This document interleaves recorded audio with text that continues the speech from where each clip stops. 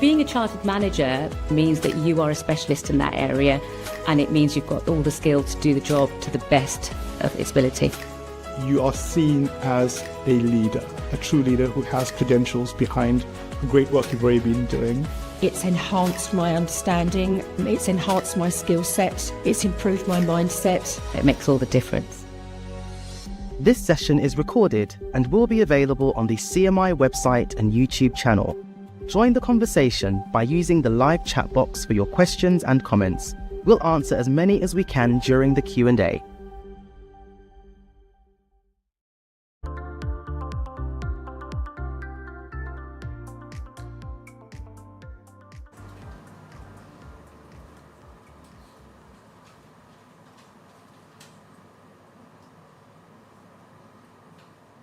Ready to go. Excellent. Sorry.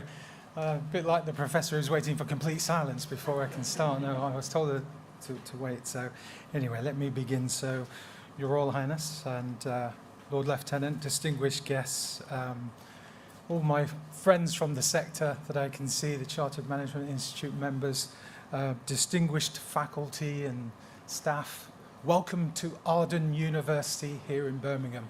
And we've arranged the weather specially for you. It's a fine day. It's a real privilege for me. I'm Professor Carl Ligo. I'm the Vice Chancellor of Arden University. And this year, Arden University will be celebrating its 10th anniversary. So you've probably not heard of us if you're of a certain age, because we're quite new. It's 10 years since we gained our university status. Our students are truly remarkable people. I say to them at every graduation, you're not normal. You are absolutely exceptional, because the average age of our students is in their mid-30s. They're often working or caring, And so they're juggling all of those life's vicissitudes, as lawyers say, with having to study and get on in life. And so they are usually pioneers, the first in their family ever to go to university. And we as a faculty and staff are so proud to be able to support people who are getting on in their life and their careers with the kind of adult education, the andragogy, as we call it, rather than the pedagogy that traditional universities teach. They are unique role models, and in the National Student Survey of last year, a survey that was of some 500,000 students nationally, conducted by Ipsos Mori, when the Times Higher ranked universities based upon the number of positive responses, Arden University was ranked 16th out of all higher education providers. So thank you to our students and our graduates for that support.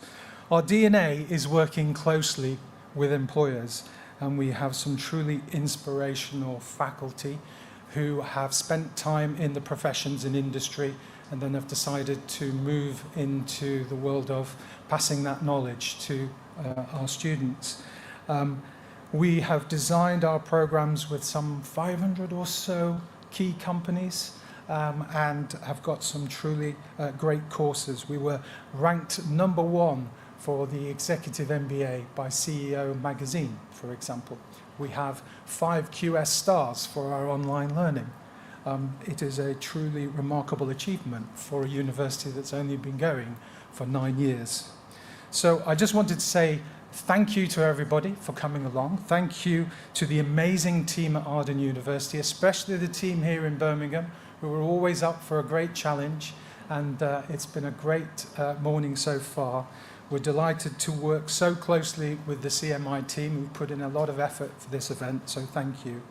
And we're delighted to work closely with the Chartered Management Institute. Now, back when the CMI was granted its charter, I was part of an independent board that was helping to establish the CMI's qualification body in preparation for what was Ofqual, the new regulator that was coming along at that time. So I was in at the beginning of some of the new developments within the Chartered Management Institute, and it's really important. I was so impressed with the people that were working within CMI, very practical people who wanted to improve the world of management education. And so it's been very important for me that we support, as Arden University, the Chartered Management Institute. And I have a truly inspirational woman who leads our organisation, our provost, Professor Dilshad Sheikh, who's always made sure that the Chartered Management Institute is at the forefront of everything we do. Arden University has 124 different programs that are accredited by the Chartered Management Institute. And I think that's a remarkable thing for a new university. And I'll leave it for others to tell you precisely how many students we have. But we're delighted to welcome you all here. We hope you'll have a great time. And what's always impressed me about the Chartered Management Institute has been the inspirational work of its CEO, an award-winning CEO. So I'm really delighted to welcome Anne Frank and her team. Thank you very much.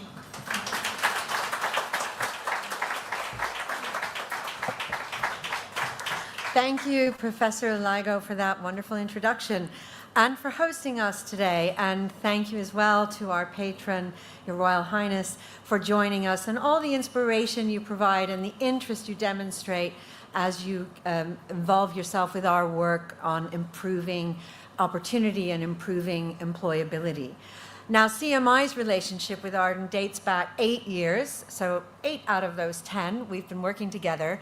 And I've known both Dilshad and Carl much longer than that. Indeed, I think I'd only been CEO about a month when Carl came to visit me.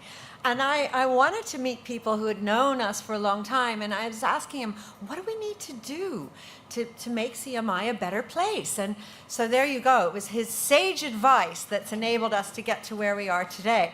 And of course, Dilshad is one of our most active volunteers. She's been our Volunteer of the Year. She's been the chair of the West Midlands Regional Board. And she pioneered student ambassadors. She's always been absolutely passionate about student outcomes. And you've heard a lot about Arden's remarkable students, and Dilshad is the role model Arden student.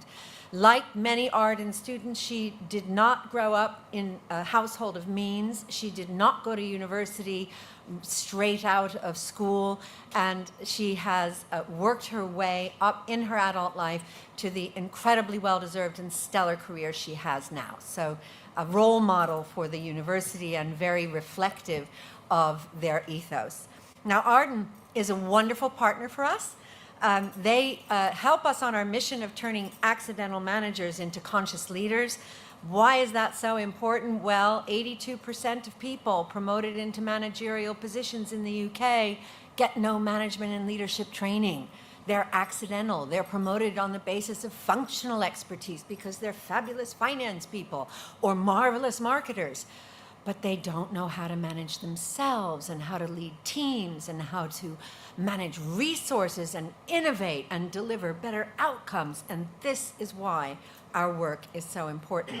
And actually, when you do manage well, you get the best out of people. You improve organizational outcomes. And when you don't manage well, 1 out of the 2 people who work for you are going to leave in the next 12 months. That's what our research says. So it's incredibly important. Now, Carl mentioned how many students are there. I can tell you there are 21,002 students registered across 124 CMI accredited programs. And we're also very excited to be on track to deliver 12 chartered manager workshops to the Arden staff members and faculty in the coming months. And we expect 100 Arden faculty chartered managers in 2026, and we will welcome them. Arden leads the way in so many things: distance and blended learning, allowing mid-career students to thrive and reassess their careers. And we're very proud at CMI that we also measure the impact of all of our programs. So, for example, on our management apprenticeships, 71% of those management apprentices come from families where neither parent attended university. 59% are women. That's only 46% versus 46% in the current managerial roles in this country.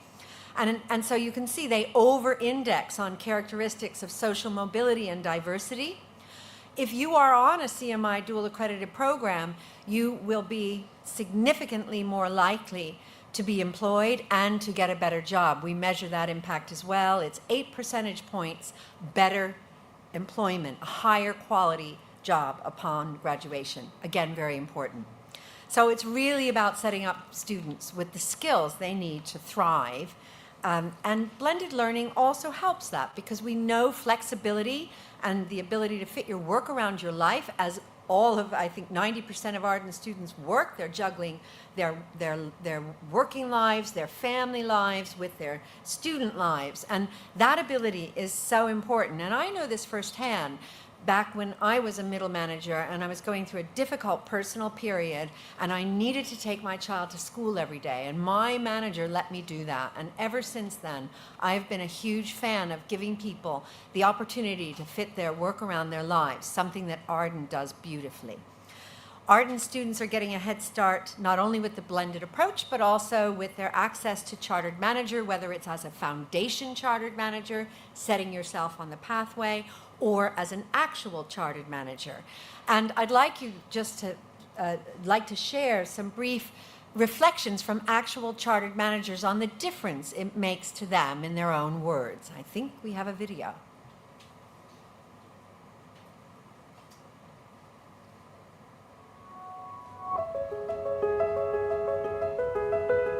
Lots of people step into management by accident. Typically, they are the subject matter experts who suddenly become leaders. Being a chartered manager means that you are a specialist in that area, and it means you've got all the skills to do the job to the best of its ability. You are seen as a leader, a true leader who has credentials behind the great work you've already been doing. It gave me affirmation that after many, many years of having manager in my title, that I really did understand why I did things the way I did. It's enhanced my understanding, it's enhanced my skill set, it's improved my mindset.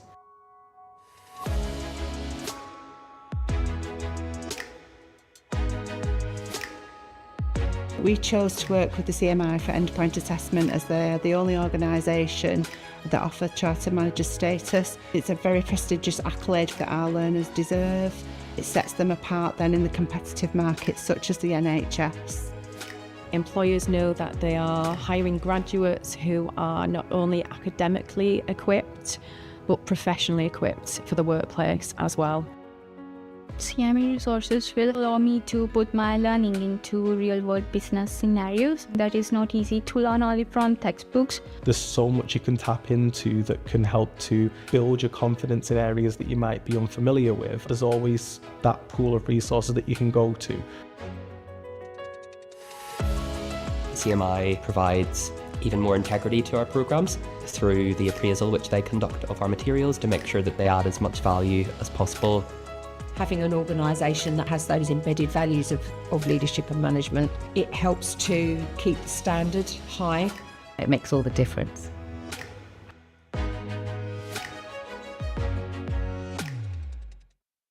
So just some testimonials there, but I want to emphasize as well that we measure the impact of chartered manager at a UK-wide level, at a company level, and an individual level. You heard the emotional impact, but those individuals, those chartered managers on average themselves get a £13,000 pay rise, also not bad. The 17,000 economically active chartered managers deliver over 66 million to the UK's GDP, and they boost their businesses' revenues by about £60,000 a year as measured over 5 years. So clear benefits for everyone as a result of them undertaking that assessment. Now, before I invite my special student guest, herself a chartered manager, to the stage, I want to just mention one more thing, which is about future-proofing your careers. I was honored to be able to deliver the inaugural Arden Lecture in January on shaping tomorrow's leaders. And the challenge I laid down for people, forgive me, was eat your own dog food. I used to work at Mars running dog food, pet food actually. But what do I mean by that? I mean your careers are long. They will not be linear. They will be, in the words of one of CMI's companions, author Helen Tupper, squiggly. And what I would encourage you to do is always eat your own dog food, meaning live up to your own personal values.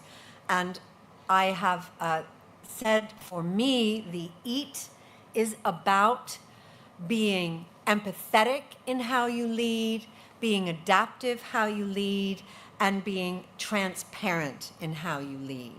And if you stay true to your values and throughout your career choose the organizations that align with your values, you will thrive. So that would be my parting words of advice. Thank you so much to all the CMI community who are here today. We celebrate you and thank you for your participation. And now, without further ado, I'd like to welcome Jean Volshank to join me on stage for a brief interview. Jean.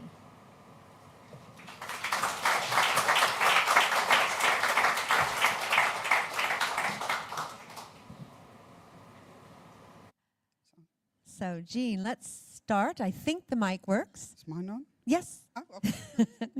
Why don't you tell us just a little bit about yourself, what brought you to Arden, what's been your journey?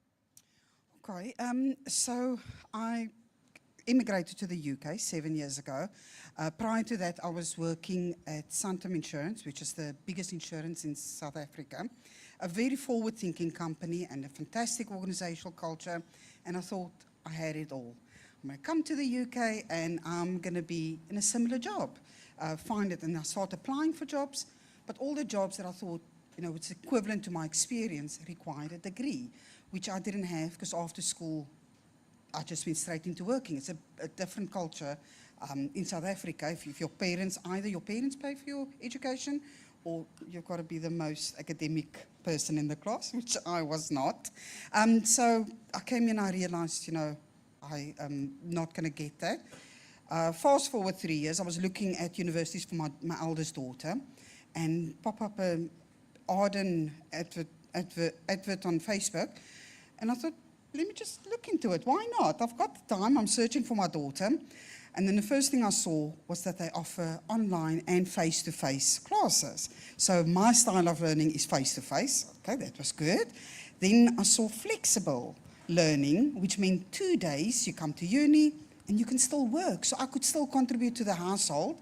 So that was good. And then the last thing, which was most important, they don't do exams. So they don't expect you to do a whole year's work, cram it into your head, and then go write exam. You get assignments where you actually, what you've learned, you then place into real world scenarios. So you can, what you've learned, you can then test it.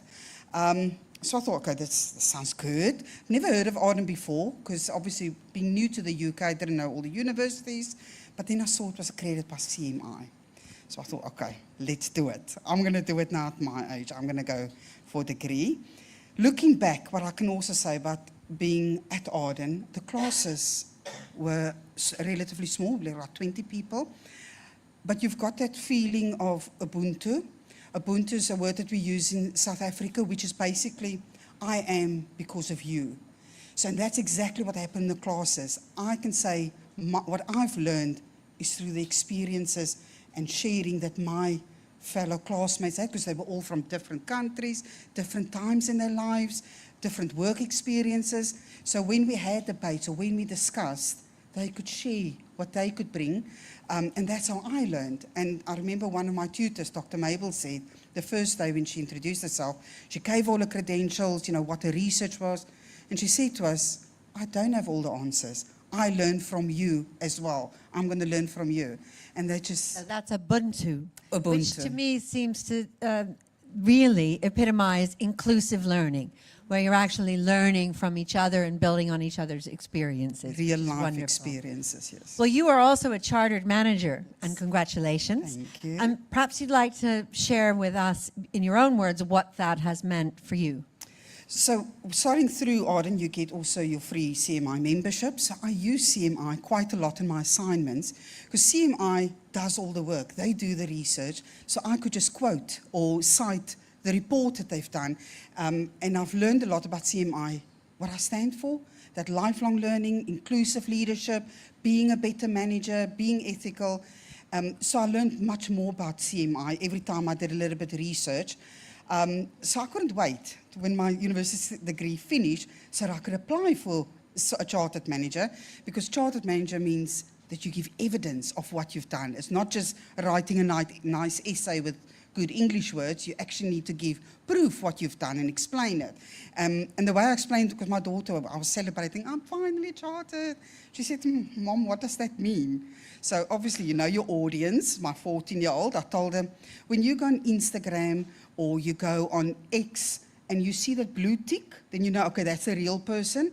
That's exactly what chartered manager means. You're verified. So. Hurrah, well, that's clearly resonated. It's the blue tick. There you go. We might need to make it the pink tick, but there you go. It's the same thing. So what comes next for you? And what are the key things that you'd like to see from Arden and from CMI? How have they equipped you to advance your career? So Arden has definitely planted that seed for lifelong learning, because even though I'm finished now with my undergraduate, I signed up or I enrolled for masters as well, so I'm continuing my journey. I actually read from Henry Ford a quote last week: you only get old when you stop learning, whether you're 20 or 80. So for all the ladies my age, ditch the creams, the anti-wrinkle, just continue learning. You won't get old. But I think from CMI also, it's like having that toolkit, because where I work now at the University of Exeter, I'm an academic mentor. So I can now finally, I feel like I've now got the toolkit to give back. So a lot of the students obviously grew up in COVID. They started working in COVID, so they don't have that experience where we learn from, you steal with your eyes, you steal with your ears, because now it's remote working. So for me, it's my goal and my duty is to give that back, plant it back into our youth. And like I said, with CMI as my toolkit and obviously my education at Arden. Well, congratulations, Jean. Thank you so much for sharing your thoughts. And congratulations on your pink tick.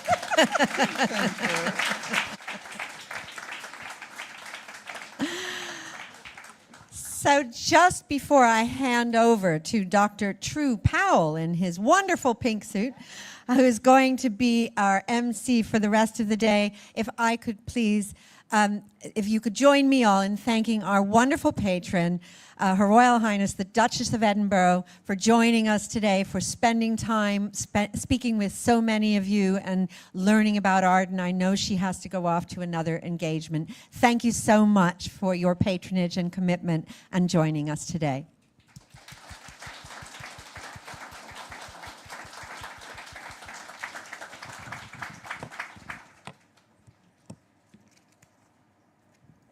And now it's over to you. Thank you.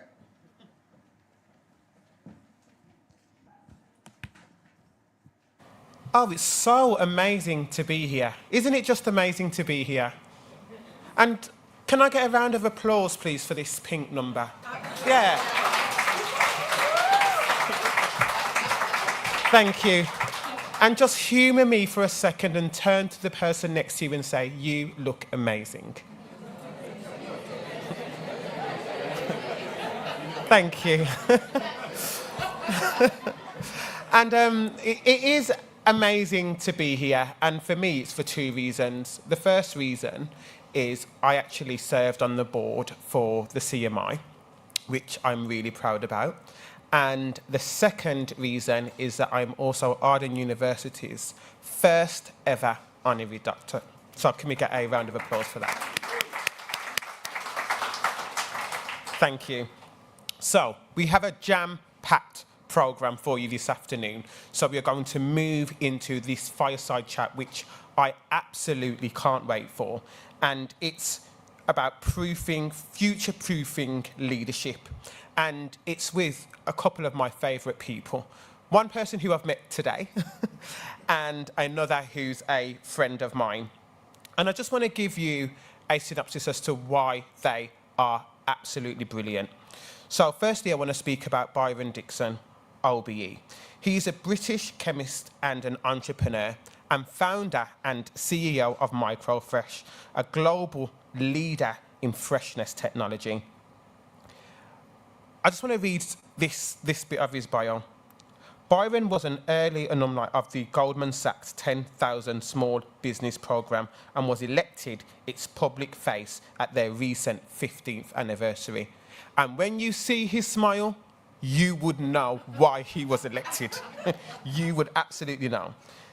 He has also been a regional EY Entrepreneur of the Year and a judge for various international entrepreneurial competitions. Beyond his business ventures, Byron actively supports small enterprises and higher education and was recently appointed chair of Small Business Charter, recognising the impact and effectiveness of the UK's World Business Schools. As an ambassador for Export UK, he also champions international trade. He is currently a member of the government's Expert Advisory Council for the Help to Grow Management course and Pro-Chancellor at De Montfort University in Leicester. Please can we give Byron Dixon OBE a round of applause.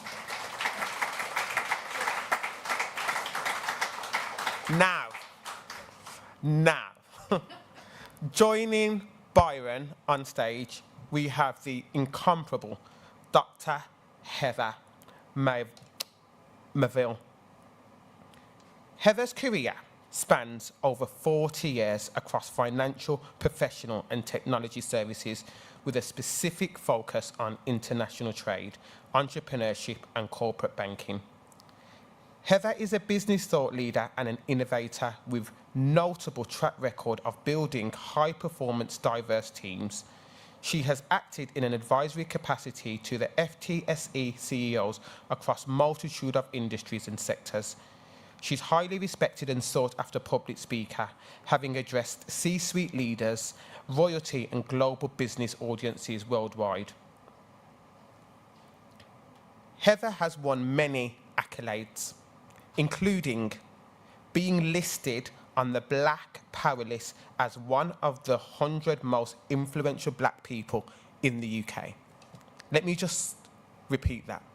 Heather is one of the most influential black people in the UK. She's a member of the Executive Leadership Council, whose purpose is to open channels for opportunity for black executives to positively impact communities. In 2017, Heather was awarded an OBE for her services to banking and financial services. In 2022, she was inaugurated as the Chancellor of the University of York. Heather has acted as a senior advisor to a number of financial services, as well as a trustee on the board of Enfield Enterprise, and until recently, following a 7-year tenure, was a trustee on the board for the Chartered Management Institute. She now sits on the Committee for Companions and has recently been elected to join the Everyone Economy Committee. Without further ado, please, ladies and gentlemen, can we give a warm welcome for Dr. Heather and Byron.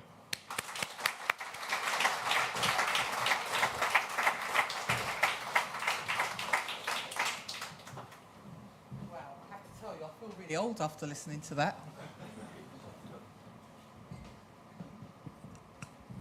But welcome. Do I need this?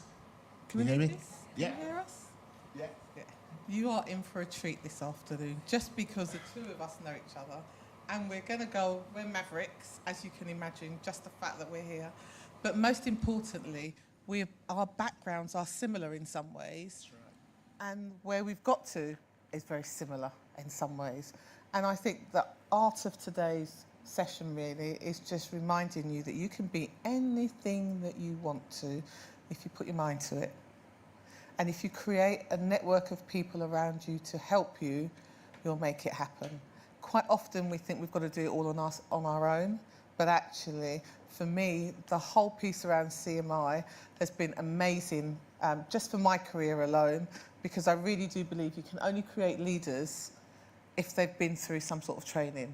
I've seen so many people who are amazing salespeople or marketers decimate businesses because they come in and they don't have the right skills to lead. And furthermore, not having the right skills or not having the right contacts creates a big hole in our UK business. So being able to study in a university like Arden, I couldn't sit here if I didn't mention York as well, but those in the room will know that I'm going to say that. But actually, having been certified by CMI is so important for you. But enough of CMI and Arden. I want to talk to this man who, for me, really, we've sat on a board before. We have, that's together, right. And it's all been about diversity. It's been really quite interesting because we are two of the most vocal people, as you can imagine, because it's all about change and it's all about making sure we've got the right things in place and the right people to create change. And let's stop talking about making change. Let's start doing it. So I think we just need a little bit of a background about you, because I know enough about you, but I think these wonderful people in the room need to hear a little bit about your upbringing and how you started out. Sure. Good afternoon, everybody. And Drew, thanks for that bio. I need the copy of that to remind me every day. So yeah, my name's Byron Dixon. I have a global brand. And some of you may think, who is Byron? Why is he doing what he's doing? Where does this freshness thing come from?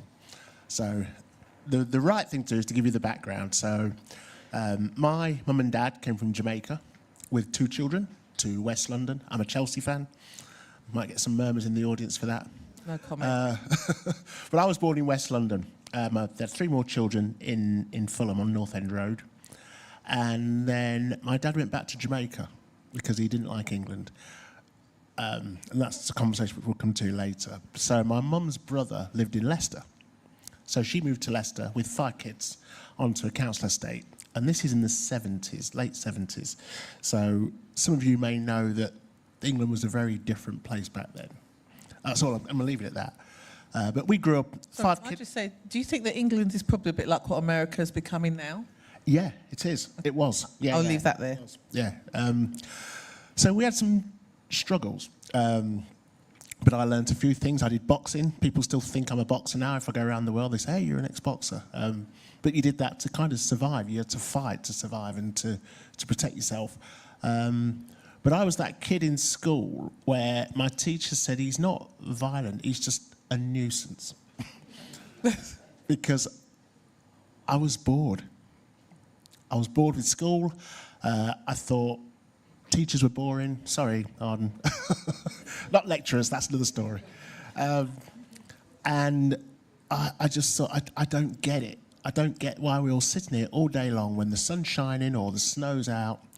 And then a freak thing happened. So when I was about 12, we got a new headmistress, head teacher. She'd come from my cousin's school, he was the model pupil. So she came to my school. The teacher said, "We've got a kid here called Byron who's a right pain in the..." can't say that. And she spent some time with me, and she said, "He's just bored. So push him into the most complicated subject there is in school to occupy his brain." And that was chemistry. And I loved it, and I could do it. And I didn't understand why other kids couldn't do it. And I could see atomic structures in my head. I could see reactions. I could work out enthalpy changes. I'm getting boring now. But I could just do it. I thought, this is so great. Why would you want to do subjects where you're just sitting down writing all day when you can burn stuff and blow stuff up at 12 and not get told off? So I loved chemistry. I did chemistry. I did O-level. It was still O-level at the time. I got an A, which the teachers just thought, this kid looks like he's not even interested. I did A-level, and I got an A, and I did physics and maths because you had to do other things. I just wanted to do chemistry, and that was it. And then I couldn't afford to go to university because, as somebody was saying earlier, if you went to university then, you were either very well off or very, very clever. So I got a job, and I wrote to Zeneca when it was a proper chemical company, before AstraZeneca, because they were the biggest chemical company in the world. So as an 18-year-old, I thought, just write to them, see what they got. The nearest one to me was in Loughborough, and that was their leather chemicals division. So I drifted off into leather chemicals. It's going to get more exciting in a minute, don't worry. And I worked for Zeneca Leather Chemicals for about 10 years. I did customer service, and then I got headhunted by Echo, the Danish shoe company. I went off to Denmark. I thought the job was in London, and it turned out it was in Denmark, so I went off to Denmark. I did that for 4 years, and then I came back because you pay a lot of tax. And I started my own version of this leather chemicals company. And one of the products in my suite of leather products was what turned out to be Microfresh. So that's the story, part of the story. Now, for me, when I hear that story, this is the young man who actually the teachers gave up on. Absolutely. And didn't think you were capable of doing this. And this makes me wonder about how many young people in the education system get forgotten about, are not encouraged to be entrepreneurs, are not encouraged to even keep learning. And, the previous speaker spoke about the flexibility of learning allowed her to get her best job and be the best person she could be. So for me, now that you're running this multi-million organisation, a global company, with using your innovative mindset and the other side of your brain that perhaps people didn't recognise you there, tell me, what are some of the challenges that you face on a day-to-day basis? That would be a whole different interview session. But a lot, actually. There's a lot, because I could do chemistry, and I like people, and I'm genuinely interested in people. And that got me a long way. And then I made this product that was just to stop leather going mouldy, which is how boring it was. But then we realised it stopped. So do you know, he mentioned about my dress, because my dress is leather, right? And I was just wondering if you were thinking it was something you needed to give me to stop my dress from being mouldy, right? No, that dress is cool. But it was about leather in transit. Echo shoes made in Asia used to go mouldy when they came to the West. So I thought, if I can make a product that's not hazardous, that you can just put on leather, stop it going mouldy, maybe I can sell it. And it turned out to be Microfresh.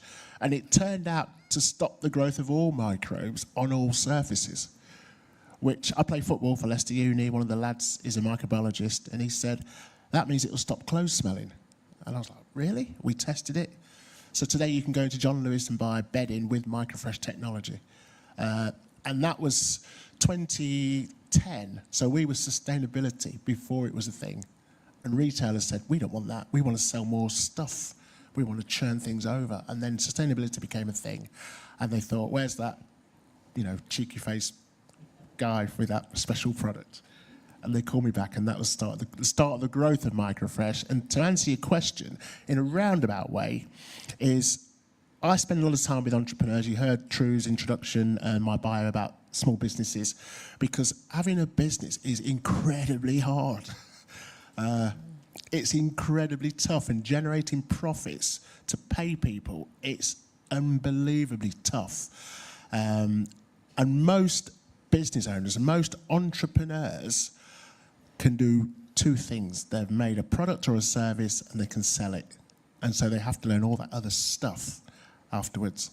That's the challenge that I still have. But now I've managed to build a team around me that can do all that other stuff, and I just do the sexy bits. So I'm interested in understanding how you built that team, because really when we talk about having a business and being a leader and having a team of people who are dependent on you to feed them and their families, you've got to make sure you've got the right culture in the organisation, really set up for the organisation to be successful and for these people to want to stay with you.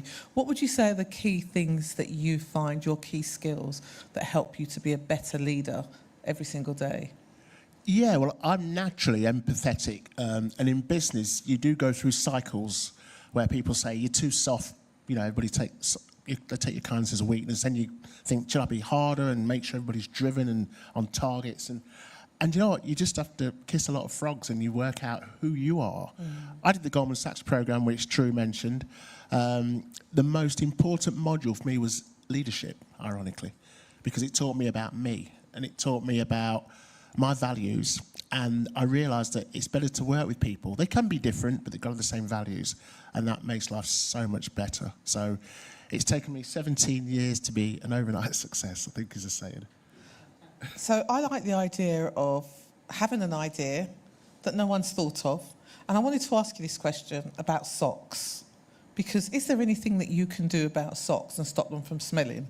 Because for me, that's a big part of what your business is about. But on a serious note, how do you become one of the top 100 rising stars in leaders? How do you also become Entrepreneur of the Year for MSD UK? Perseverance. Yeah, I made, you know, when I went round with Microfresh, especially when we found out that it was stopped odours, people said, but our socks don't smell. And we said, no, but if you put Microfresh on the socks, they will last for longer. It's a marketing edge. And that, again, is incredibly difficult because it is game-changing technology. So you're not just having a Me-Too product. You're doing, it's properly game-changing. So hold on, do we have any sports people in the audience? Or sportsmen, should I say? You hear this? Microfresh for your socks? My goodness. Yeah, so, I mean, if you go into some retailer stores, they call it Fresh Feet, but that is Microfresh. So you can buy socks already with Microfresh. And 18 months ago, we got the US trademark. It took us 6 years and a ridiculous amount of money. But now in the US, you can buy socks, you can buy shirts, you can buy towels with Microfresh technology. It's got our name on the brand. And by the end of this year, hopefully, you'll be able to buy a car in the US with Microfresh interiors. So wow, not bad for somebody at the school, actual his education, thought he couldn't do it. There are so many of us that are defined by what people tell us we can and can't do, but you have to have your own personality, your own mindset, excuse me, and your own commitment to be the best that you can be. I'm really interested in the big one. So 2018, you got an OBE. I did. Tell me what that was like for your family. Wow. Because it would have meant more to them than to you, right? It did. And wow, when that letter came, you know, for the people in the audience that have got medals, I know Anne's got an OBE as well, you've got an OBE. When the letter arrives, you can't believe it. Because the letter asks for your permission for the Prime Minister to go to the ruling monarch, which was the Queen. And you think, is this a joke? Is this a wind-up? And when I realised it was true, and then they said, you're accepting, I'm thinking, yeah, of course I am. And then there's an embargo, so you're not allowed to tell anybody. And I told my mum, because all my family are in Jamaica. And then I got... then I got a call from my cousin in Jamaica saying, Byron, you're going to be riding up the mile in the White Horse. And I was like, what? You get a hobby. I'm like, who's? Oh, Mum. I'm like, Mum. She went, but they're in Jamaica, Byron. They're not telling nobody.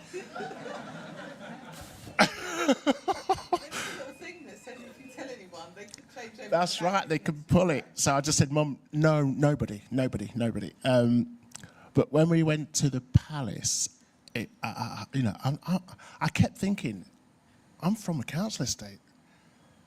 You know, I'm always a single parent. How have I got to the Buckingham Palace and the security are waving you in and I'm doing this joke, you know, and they just laughing. And I thought, this is Buckingham Palace. And then when I got my medal, I got it from Prince William, and he looked me in the eye. And if you ever meet Prince William, the Duke of Cambridge now, sorry, he's very tall. So I'm 6'1", he's about 6'5". And so he's looking down at me, talking to me about microfresh. And I'm just like... And, you know, my mum, I took my wife, I took my nieces, because I lost my sister 6 years ago, and I promised I'd look after the girls. And it was just... and I keep saying Prince William, what he said to me was, you need to remember, he looked me in the eye like this, and he said, you need to remember you've earned this. You've not paid for it, you've not applied for it. Somebody somewhere has given you third-party recognition. He said, you should use this because you should be proud. And yeah, it was, you know, I'm still not got over it. And that was, I actually got it in 2019, so that's 6 years ago, but still not used to it, but love it. And I think, let's give them a round of applause, because I think that's such a significant moment. What I also think is quite funny, and I'm sure Anne, you would have had this experience, I was so excited when I got mine that there's a little box that you have to tick, which says your ethnicity. I didn't bother with that. I just thought, I'm just going to say, yes, I'm going to take it. So I went off to a conference, sent my form back and everything, and my phone was ringing. I thought, who is ringing? And I can't see the number, so normally I don't answer those. But the person was persistent in ringing. So I thought, well, I can't call them back. I went outside, and they said, is that Heather Melville? And I thought, well, who'll be answering my phone but me? And they said, this is from the Cabinet Office. And the first thing that went into my mind, they're taking it away from me because I had told my sons, right? And they knew that that's what I was thinking, because they must have that reaction from most people. They said, we've not rang you to take it back. We're ringing you to ask you for your ethnic background. And I went, oh. And he said, you didn't tick it, and it's very important to us. That data is really important to us when we make sure that there's a fair allocation of people that get these recognitions in our community. So for those of you who may be minded to get one of those brown letters at some point, please do tick that box when you get it, because it is really significantly quite important. And I think for Byron's family, knowing where you grew up, and it's that start. So I didn't go to university. I wanted to go, but it was an expense that my parents were going to remortgage their house. And I didn't want them to do, so I wanted to work and pay my way through it. And today, I sit here as a Chancellor of the University of York. So what I want to say to you is that you can be anything that you want to be. If you work hard, you put in the skills, and you surround yourself with real positive people that can help you on your journey. But also, please just don't take and run away, because there are a lot of those people out there. Please remember, it's important to play forward and to help out.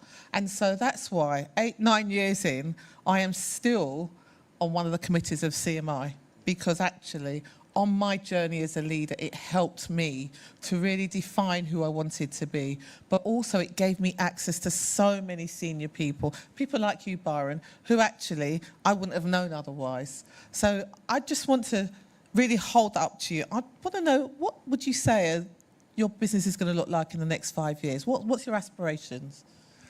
Well, we have... Don't tell any secrets, because I know there's some stuff that you can't talk about. There's a lot of things that I can't talk about until it's in the public domain. So until brand's launched, we can't say anything. But we've got a big vision, because we've now got offices in 13 countries. So we're all over Asia. We're just opening in the US. We're in Mexico, Colombia. And we're about to open in South Africa and Saudi Arabia. So we are working towards becoming a verb. So we say, hey, Heather, that's a nice dress. Is it microfreshed? And our biggest competitor in the US they hate that. They've offered me ridiculous money for my business because they said they're called microban, right? Microban doesn't sound as good. So we want a world where it becomes a verb like Hoover. Is it microfresh? Nice suit, is that microfresh? Come to this room, is it microfreshed? That's the global vision. So how did you choose the name? Because I'm always interested in things. Well, we have a brand director who's ex-Saatchi & Saatchi. He was at Saatchi & Saatchi for 24 years as a director, and he works with us. But that's not how I chose the name. But everybody thinks he chose it because it's so cool. In the very early days, when I was mixing some chemicals, making the product, I thought, well, you can't see it, so it's microscopic, and it's clean, so fresh, micro-fresh. Yeah, so that's not a very clever story, but... But it's an honest one. I'm going to ask a couple more questions to Byron, but I do want you to think about some of the questions that you'd like to ask in the room, because these events become more and more interesting when we hear from you, from the audience. So start thinking about it. Otherwise, you might tempt me to walk down onto the stage, off the stage, and plant the mic in front of someone, and you don't want that to happen. So please give it some thought about what it is that you want to ask. So have you got children? Yeah, I've got a daughter. Right, and how old is she? She's 22 today. Wow, and you're here with us on her birthday. Got my priorities wrong, I know. But this was booked well in advance. And what does she want to do? Or what is she doing? Or what she was she wants studying? she thinks she wants to be a doctor. So she's doing biomedical at Liverpool. She's in her final year, but she thinks she wants to be a doctor. She loves my business. She didn't know what I did until she was nearly 15. And when she found out, she couldn't believe it because, kids see you differently, don't they? She's like, you're just hanging around in dirty old trainers most of the time. Lena, she's a top girl. So tell me, you've got offices in all these countries. How many people do you employ? Worldwide, just under 400. Wow. Okay. So we have, in Leicester, we only have 12, but worldwide we have 400. And something we were talking about earlier is the culture is so important. We have a global culture, which is a bit jokey like me, but it is work gets done. But we don't do politics, we don't do any form of backstabbing, nothing at all. If everybody in the business knows if there's any hint of that, they're out. Right, okay. That's quite a big thing. Yeah. Because actually we need leaders to lead from the top. Yeah. So are any of your leaders, have any of them been at Arden or any of them been through CMI, or are you thinking about it? I'm thinking about it. Absolutely, yeah. There's some that I could think of straight away, but it wouldn't be fair to say in front of this audience. But yeah, we do have a great team, but we are going to look at building some management practices, generic management practices, because everybody's got bring their own thing to the table. And I think one of the things that's really important, if you've got a great business and you're at that place where you're growing, you want to hold on to the great people that you've got, and you don't want them to go to microban, right? No. So you need to do something to keep or Microsoft, and that's about good leadership as well, right? Yeah. Did you see that little plug? Wasn't planned, but however. Anyway, I'm conscious that we've got a little while, 7 minutes. So, who has got the first question that they'd like to ask? I'll go to you, Caroline. You can warm things up, but it needs to be short, right? If you need to take a mic to someone else so that when Caroline's finished. My mouth's big enough. Hi, Byron. Hi. This is great. Hi. So, at Microfresh, I thought that because you've got Jamaican roots, I thought it was like fresh. I thought that's where it came from, and I thought that's a story you should tell. No, my question is, has Dragon's Den knocked on your door? Because it should do. They have, but I won't go on Dragon's Den because we don't need dragons. We no, really I don't mean in that way. Oh, as a dragon. No, not in that way as a dragon. But I have done some kind of dragon-type events as a dragon with much smaller businesses, but mainly to encourage people to say anybody with the right application can do what I've done. We are in multiple countries. And I can tell you guys, right, and I can tell people firsthand that nobody cares what you look like, what sex you are, what's your sexual orientation. Nobody cares. Just be the best, and that's worldwide. I think another production company should use you for another one. Something different, a competitor. Thank you so much for that, for opening things up. Who's the next person? Thank you, the lady at the back. I I'm so glad I don't have to get off this seat and go down there. This would be really good for me actually as a lecturer of senior leaders, as a takeaway with me as well. What do you do, or what do you expect from the leaders within your organisation then? Because you talked about the culture that you've got, etc. What do you expect from them to, I guess, sustain that culture? 3 things. Honesty, transparency, deliver. That's it. And honesty can mean, I can't deliver this week. Or, Anne said, I've got to take my child to school. Or, not, there's been an earthquake in the street, or some story, or, those 3 things, they drive our business. That's great, thank you. Okay. Thank you. Gentleman over here. And then we'll find another question over that side. You know the game now, right? So my question is, what is your most valuable advice to young entrepreneurs who is in building a startup? My most valuable advice to a young entrepreneur in a startup is believe in yourself. Because if you believe in yourself, other people will believe in you. They will look you in the eye like this. And if you don't believe in yourself, it won't happen. The other thing is be resilient. Because one thing about having a business is, as I say, it is incredibly tough. There are some great highs, but there are some terrible lows. Sorry? And lonely. And lonely. It's a very lonely place. So, Anne spoke earlier about learning. Always learning. I did the Goldman Sachs program. I'm always learning. People think that I'm this sort of, fantastic entrepreneur that knows everything. I don't. I know microfresh, and I like people. And I'm always learning. Somebody can teach me about finance or logistics or another angle on marketing. I'm all ears. So always looking. Does that help? Absolutely. Okay. Thank you. Anyone on this side?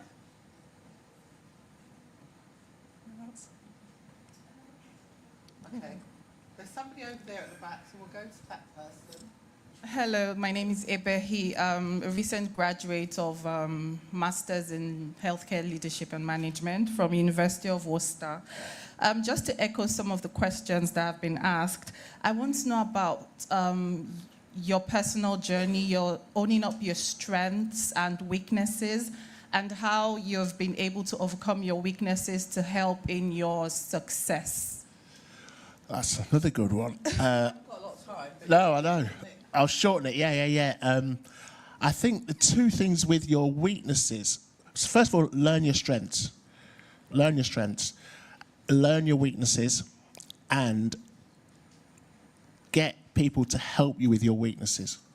If you don't know about finance, get an expert and trust them to deliver and be honest and transparent.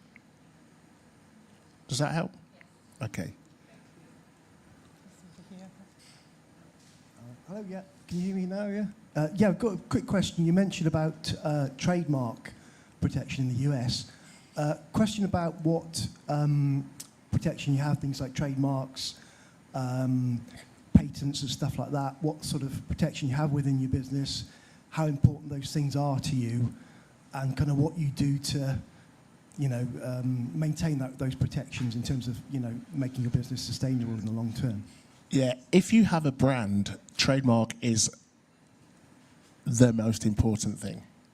Absolutely. And something I had to learn about, I'm always learning, as I say, is I used to sell microfresh everywhere. Then I realised we have to have a sales strategy, which means where are we going to be next? If we're going to be in South Africa, get the trademark first and then do the other bit. Because if you do it backwards, which is what I've done in the US, I don't want to tell you what it's cost me, but if you do it forwards, it'll cost you a few £1,000s. But it's so crucial.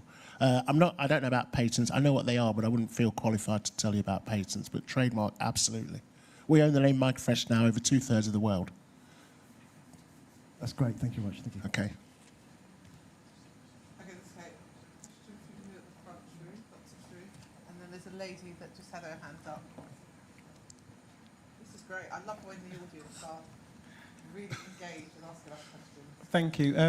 Byron, my question's for you, and it's probably a 2-part question.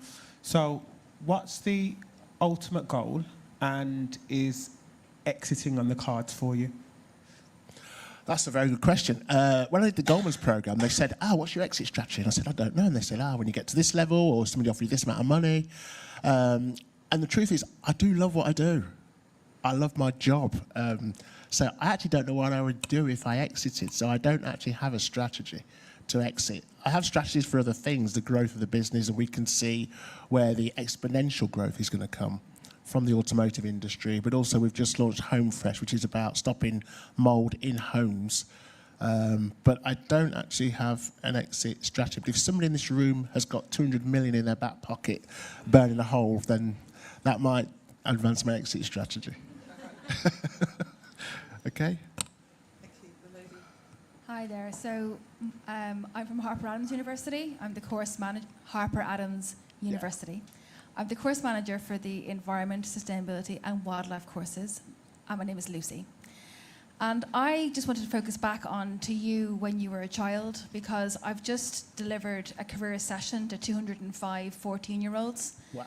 And in the batches of 30, so, it was all morning. I was exhausted afterwards.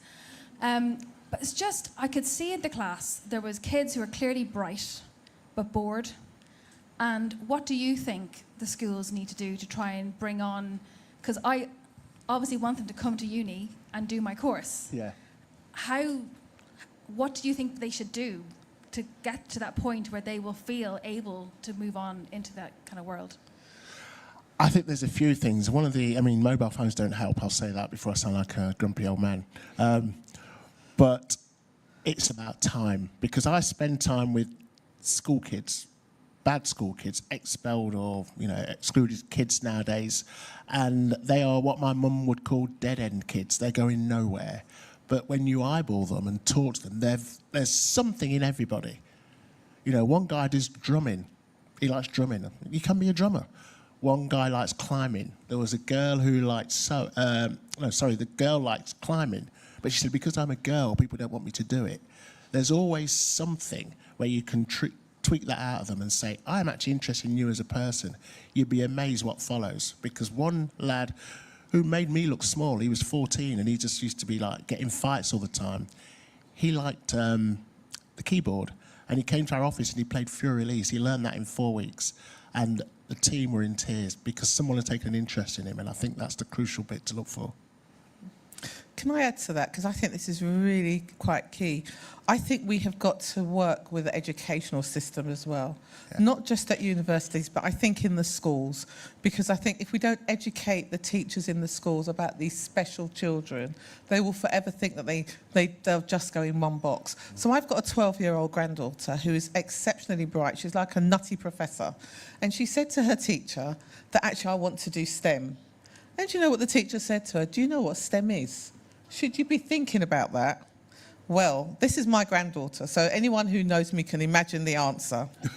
So she said to her, I do know what it means, and my nana does a lot of work to help young people and black people especially. She wants to make sure they have a good opportunity. So then she gets her iPad out and she Googles me and she gives it to the teacher. The teacher then apologises and said, I am so sorry. I didn't realise. And then the teacher speaks to my son at parents' school, because this is another myth, that black parents and black fathers don't go to parents' evening. Trust me, it's a myth. My dad came to my parents' evenings, much to my dismay, and those of you who can imagine when the teacher's talking to your parents about what you haven't done, the look that you're getting, and you know what's going to happen when you get home. So that discipline was there. But on this occasion, it was really interesting. The teacher apologised to my son before she started talking. So he said, what are you apologising for? He said, well, I had this conversation with your daughter.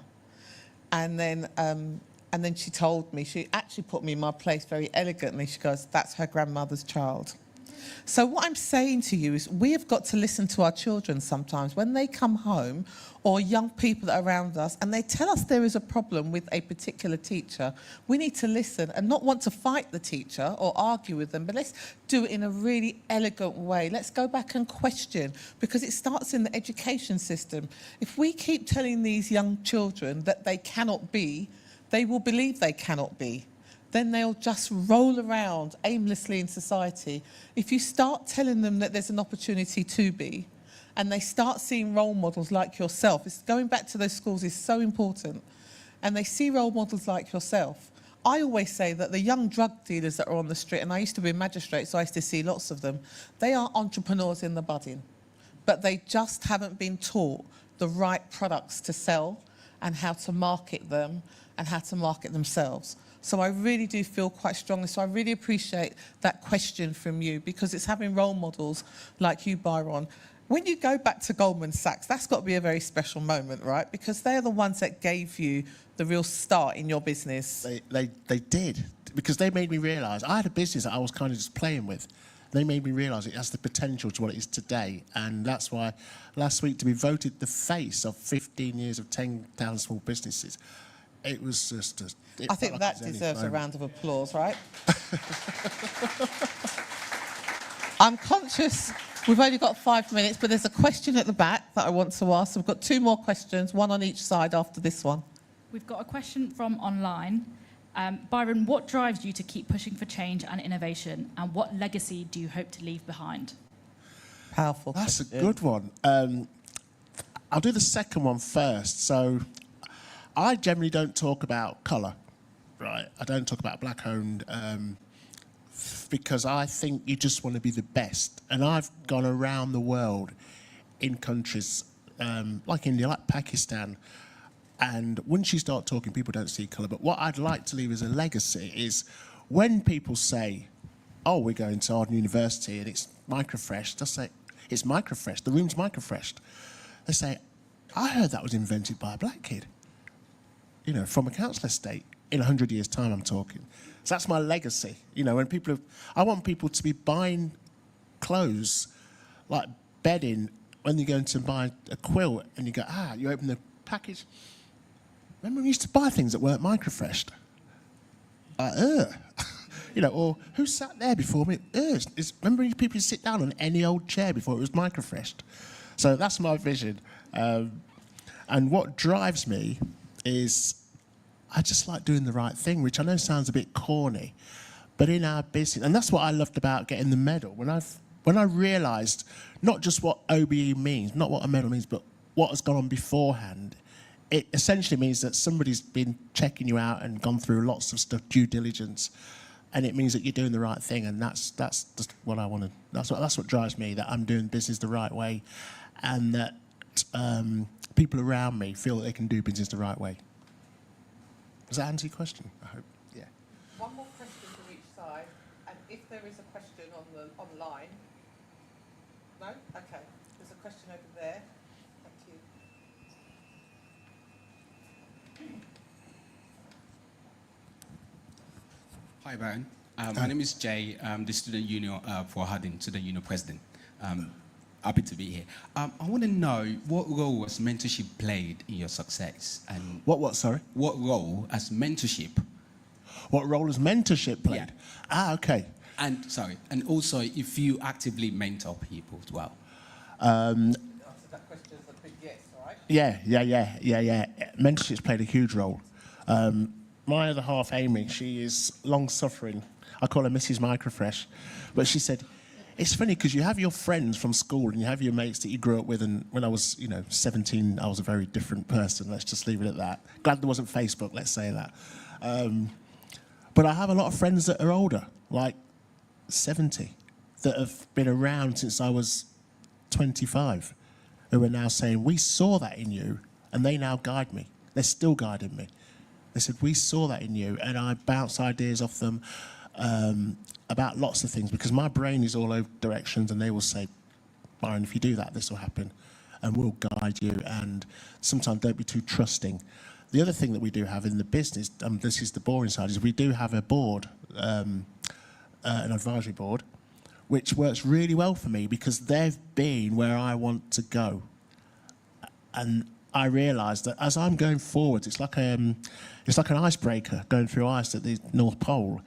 You don't know what's in front of you, but if somebody's at that end saying, come towards me, it makes life so much easier. So I hope that answers your question in 2 aspects. Yeah. One more. That gentleman over there. Thank you, Byron and Heather, for a fantastic conversation. I'm Samir. It's clear that you're being pulled and pushed in different directions because of how busy you are. I would love to know, how do you balance everything, and what do you do during your free time other than throwing in a few workouts and looking fit? You know, it's quite funny because I don't actually go to the gym that much, but at home I have this bar that I do. It's called a bar pull. So you lay on the floor and you just pull yourself up. And every time I go out, people say, "Oh, look at you! You've been to the gym." I'm like, "No, I don't actually." So I play football. I play football 2 nights a week. I play in a music band, in a reggae band. I play bass, and I don't do this, 18-hour-day entrepreneur thing. It's 9 hours. I learned that from living in Denmark, because in Denmark, if you're in the office late, that's not a good thing, because they say that means you've not been working. So I do my 8:30 until 5:30, and then I switch off, and my daughter's at uni now, so I do some family things, but I do actually switch off. My phone's in black and white, which I can show you afterwards, which most of these people are saying, "Are you crazy?" But I do actually switch off, because when I'm working, I am fully working. And Amy says, she's my other half, she said, "It's funny, I see you in 2 modes. After work, you're just this layabout, basically. But when you're in work mode, it's like, you're going some." Thank you. Well, we could be talking all afternoon. What a great interview. Thank you so much Thank for your you, time yeah. and generosity of sharing, but to all of you for your questions. Keep things going, and big thank you to Arden and to CMI for allowing us to do this today. Thank you, audience, as well. Thank you.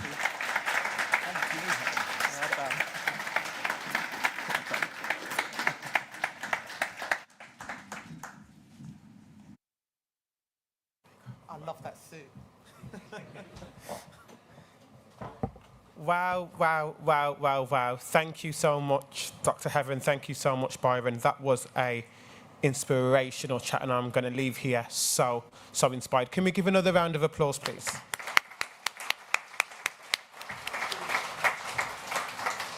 We are going to move swiftly into the next session, which I am sure you would find invaluable. And it's the Mind the Gap, Bridging Skills for Personal and Regional Success. And that is a panel that is facilitated by Dilshad Sheikh. Can we give Dilshad a round of applause whilst I...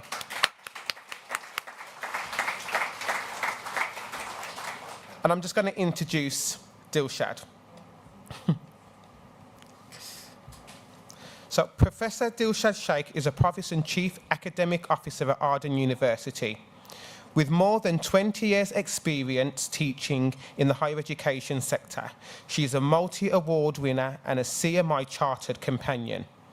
Professor Sheikh has regularly been asked to provide insights to the media, including being invited to speak on national platforms such as BBC Radio 4.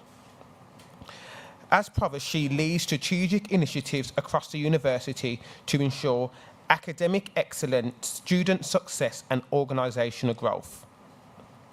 Professor Sheikh has progressed into her current role during a distinguished career with the university, having been appointed as Arden University's first Dean in 2020. As Dean of the Faculty and of the business and spearheaded the growth of the faculty, launching new programmes and collaborating with industry to ensure our graduates were equipped to thrive when they graduated and started working in the industry. I know Dilshad personally, and I actually call Dilshad the education extraordinaire. Please, can we give a welcome to Dilshad, and Dilshad is going to introduce the rest of the panel.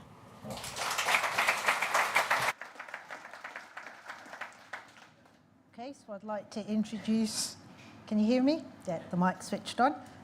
Firstly, Nick Smith to the stage. Nick. So Nick is a Chartered Companion and the CEO of TTE Training Limited. You were also the former Regional Chair for the West Midlands and North West Region, CMI. Next, I'd like to introduce Carol Ann Whitehead, also a Chartered Companion. Carol Ann is the Managing Director of the Zebra Partnership, and I believe the current regional chair of the West Midlands and North West Board. Can you see what's happening here? We're all previously chairs of the same region. And then finally, Mozamil Ramzan. He's a chartered manager and a fellow. He is the CMI Birmingham Hub Lead for the CMI West Midlands and North West Regional Board. So in terms of the session now, clearly, externally, businesses are evolving. And one of the words I haven't heard so far is the impact of artificial intelligence. And, you know, what is that doing in terms of impacting the skills gap? So the following session, hopefully you'll find, is absolutely exciting. We've got 3 experts on the panel, and then we will have some time towards the end to ask questions as well. So without further ado, I'd like to tap into your expertise. And I think I'd like to, first of all, gain an understanding of what you believe the skills gap is generating. So if I could start with you, Nick, if that's okay. The skills gap is a persistent challenge in the UK, West Midlands, Birmingham. How has it evolved in recent years, do you think? And what are the key skills most in demand today? Okay, that was a nice small question then. Yeah. Can I first of all say, next time, can you put us before those two? Yeah. I think the problem with, I mean, if I take engineering, which is an area that I work in, they've got what's called an ageing time bomb within that sector, in that, you know, a lot of their experienced staff are reaching retirement, and the skills system has not trained sufficient replacements for those people that are retiring at the end of their careers. I don't know what it is about this country, and maybe it's just because, you know, it's a case of too many cooks stirring the pot. We have not got the balance right. We just have not got the balance right. We're putting a lot of cash into a skill system, and maybe it's because too many people want their part of that pot. But ultimately, until we can fix the situation where we have a continuous pipeline of skilled people replacing, you know, those people dropping off the other end, we've got a problem in this country. And Labour, for instance, will not be able to achieve their growth agenda without us getting that right. Brilliant. Caroline, would you like to add anything to that? Yeah, I would. I'm going to be a bit controversial and say it lays at the feet of government. Okay, so when we change government, the next government want to put something in place that is based on what their manifesto is, what their policies are. It should be something that's consistent. It's not consistent at all with actually filling in the skills gap. Globally, Ireland and Singapore lead the way with actually covering those areas. And that you mentioned about the people who are retiring, we have for the first time a huge multi-generational workforce that we're not looking after and we're not tapping in properly to actually serve some of the companies that we've got out there. Brilliant. Thank you, Caroline. And Moz? Hi there. So first of all, thank you for inviting me from Oxford University and the CMI. So the one thing I'll say about the skills gap is, first of all, understanding what the current context is and what the current climate is. We know, for instance, from the research that CMI has done, there's a huge gap in management, leadership skills and development. I think I was reading somewhere in the West Midlands, there's about 170k jobs that were out, and only 91,000 jobs people applied for that had management leadership skills. So I think it's important to identify what the gaps are, what the current context is, and then planning within our organisations, education sector, healthcare sector, where I'm from, and government, to reduce that gap. So I think having identification and then having plans in place to cut that gap down, I think is important. Brilliant. So I'm going to stay with you, if that's okay. So lifelong learning, it's huge. Yes. In terms of the government agenda, certainly the agenda in the HE sector, and most definitely lifelong learning for our students at Arden University. So my question is, what can be done, do you think, to encourage businesses to prioritise lifelong learning? And if my colleagues here could have a think, because I'll bring that question to you as well. So I'll repeat that. What can be done to encourage businesses to prioritise lifelong learning? I think that's a very good question. Thank you for asking it to me first. I think looking at the data, looking at what people's experiences is, I think what can businesses do, learning what the benefit of providing management and leadership skills are, I think is important. What the downsides of not giving that education is important as well. I think we all know, and there's numerous studies out there that says if you have a lack of training and development and management leadership skills, it will impact on staff motivation, it will impact on staff retention, and it will impact on your business productivity and the wider UK sort of economy and productivity. So I think having that awareness, showcasing the benefits of providing certain types of training, I think is important. Great, thank you. And Caroline, same question to you. Right, repeat that question again. Sure. So what practical steps can employers take in terms of lifelong learning to encourage it? Well, I think looking at key examples and partnering with organisations like the CMI to put certain lifelong learning things in place. That's one of the key steps that they could look at. But also as well, looking at case studies whereby it has worked. You know, and also as well, what it does, it affects the bottom line financially. And that's one of the things they need to look at. They need support for investment into lifelong learning, but also as well look at companies out there that are actually supporting it and putting it through, that basically that they can take on board. Brilliant. And I'm just going to slightly pivot the question, specifically looking at engineering, and again what your thoughts are with regards to lifelong learning in that particular sector. Nick? I would say to a degree, and it's probably true of the people in the room, that we're all fairly committed to lifelong learning. The issue that we've got is with the rest of the population. So engineering, for instance, most people tend to know what it is they're going to go into next in their careers. But within a more generic organisation, or different to engineering, I meant more than generic, it's about giving people the desire and the empowerment to take control for themselves. It's about making them proactive rather than reactive, because I think in a lot of our businesses, there's a lot of people out there that we all know, we recognise as leaders and managers that have the potential to be very much more, but either they don't realise that or they don't feel like it's an opportunity that's open to them. So, from a leadership and management perspective, it's, I would say that it's identifying those people who you think, why have you, have the conversation. Have you thought about this? Have you thought about that? It's making them want to, a lot about life is knowing what the opportunities are. If you don't know the opportunities are, you don't have the aspiration to achieve those opportunities. So I think it's beholden on all leaders and managers, and I'm using them as separate, but they're obviously very much associated, for us to recognise those people. And I think it was Byron was talking before about talking to people to, what did he call them? I can't remember, in terms of those children who had difficult backgrounds, that spotting within them the things that they were interested in that made them passionate. I think that's as much a part about leadership and management as running a business. Brilliant, and that, believe it or not, brings me nicely into my next question, which I'll go to you if that's okay, Caroline. So it is about leadership. So what do you think is the role of leadership? And we can't copy Nick's answer.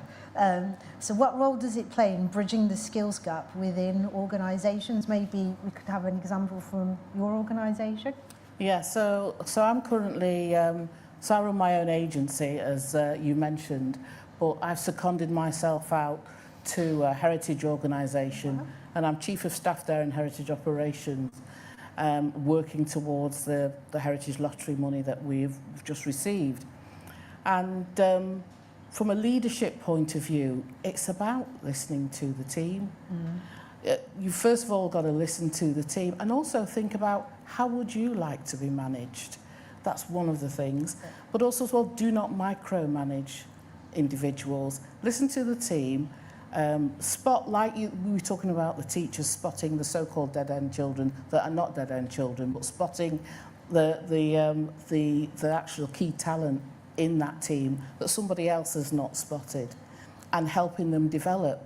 One of the things I was told a long time ago was actually when you're managing a team, put training and support and mentoring access to them and train them to leave you. But then again, give them the desire to really admire the way you manage them so they don't want to leave you. Brilliant, thank you. And Maz, I'm going to ask you with regards to the NHS leadership and what role the leadership of the NHS plays in terms of trying to address the skills gaps. I think the NHS plays a key role. It's one of the biggest employers in the UK and potentially worldwide. I think my personal view is that management and leadership skills should be taught at all levels, regardless of what grade you are. It's not necessary that your job title needs to have a manager or a leader in it. Management and leadership skills can be applicable to everyone in any organisation and any part of the organisation. I feel like, I think it should be embedded sort of in the culture. We as an NHS organisation, we need to build management and leadership into the culture of our organisation. We need to increase the accessibility to it. And we need to weave that sort of into the everyday, day-to-day running. We need to include management and leadership into our organizational development processes, personal development processes, regardless of your background. So eventually, we can avoid what Anne termed and the CMI like to use a lot is accidental managers. We see in the NHS a lot of accidental managers. When I was working on the front line, there was someone who was very technically gifted. They knew their job well. I worked in cancer treatment in a radiotherapy department. And because of their skill, they got promoted to become a manager. Now, because the lack of management leadership training that they had, it wasn't really that successful in the first year or so. And if they had an opportunity to learn those management leadership skills from the beginning at a lesser grade, I think they would have been sort of very successful. So I think in the NHS as a whole, I think there's definitely a place to say. There's a place for developing management and leadership skills from the beginning. Brilliant, thank you. So I'd like to move on to future-proofing careers. So as the Chief Academic Officer of Arden University, I'm responsible for something like 42,000 plus students in terms of ensuring the curriculum reflects careers and future careers. And I have to also ensure that my academic teams, professional services, also support that end goal. Because, being honest, the kind and profile of learners that we have at Arden University, they all predominantly work. So this is an open question for any one of you. So with the rapid technological advancements, and I'm going to put brackets there, AI, how can individuals future-proof their careers through upskilling and reskilling? Well, I'll grab hold of that by the ears. You see, the thing is that I'm, like I said, about heritage operations and chief of staff. That heritage building and organisation that I run is a library. And one of the things that many of our staff and members fight against is AI, because you get a lot of things submitted, whether it's research, etc., that has AI woven through it. And from their perspective, using AI seems like abdicating responsibility from the brain function. And they don't want to do that, which is fine. So it's about working and using your brain, but also as well acknowledging the technology that's available. They are future-proofing their career, but AI won't take over completely in that particular sector. In other sectors, maybe, but not in that sector. And so we basically help them not to, and also as well, it causes depression with a lot of those individuals, those writers, those researchers out there that don't want to lean into AI. So you've got to look at their mental health. So you're future-proofing their career by looking at them still holding on to using their brain, putting the research together, but also as well respecting and acknowledging AI, that it can help in other ways. people who are neurodiverse, for example, that it's beneficial for those individuals and other things like that. So it's kind of helping them to look at it in that way. That's why I've just flipped it slightly to say we're helping people in the literary sense to future-proof their career by looking at technology on how it can help adjacent to what they're used to. Does that make sense? Yeah. Yeah. I attended a seminar recently, and it was absolutely fascinating. And this was a seminar given by a guy who's been at the forefront of AI since since before we'd all heard the term. And this guy basically said that whether you like it or not, young people are using it, and without AI, there won't be any future productivity. So his essential lesson was get used to it. It's here. And without it, we are not going to achieve the productivity that we need going forwards.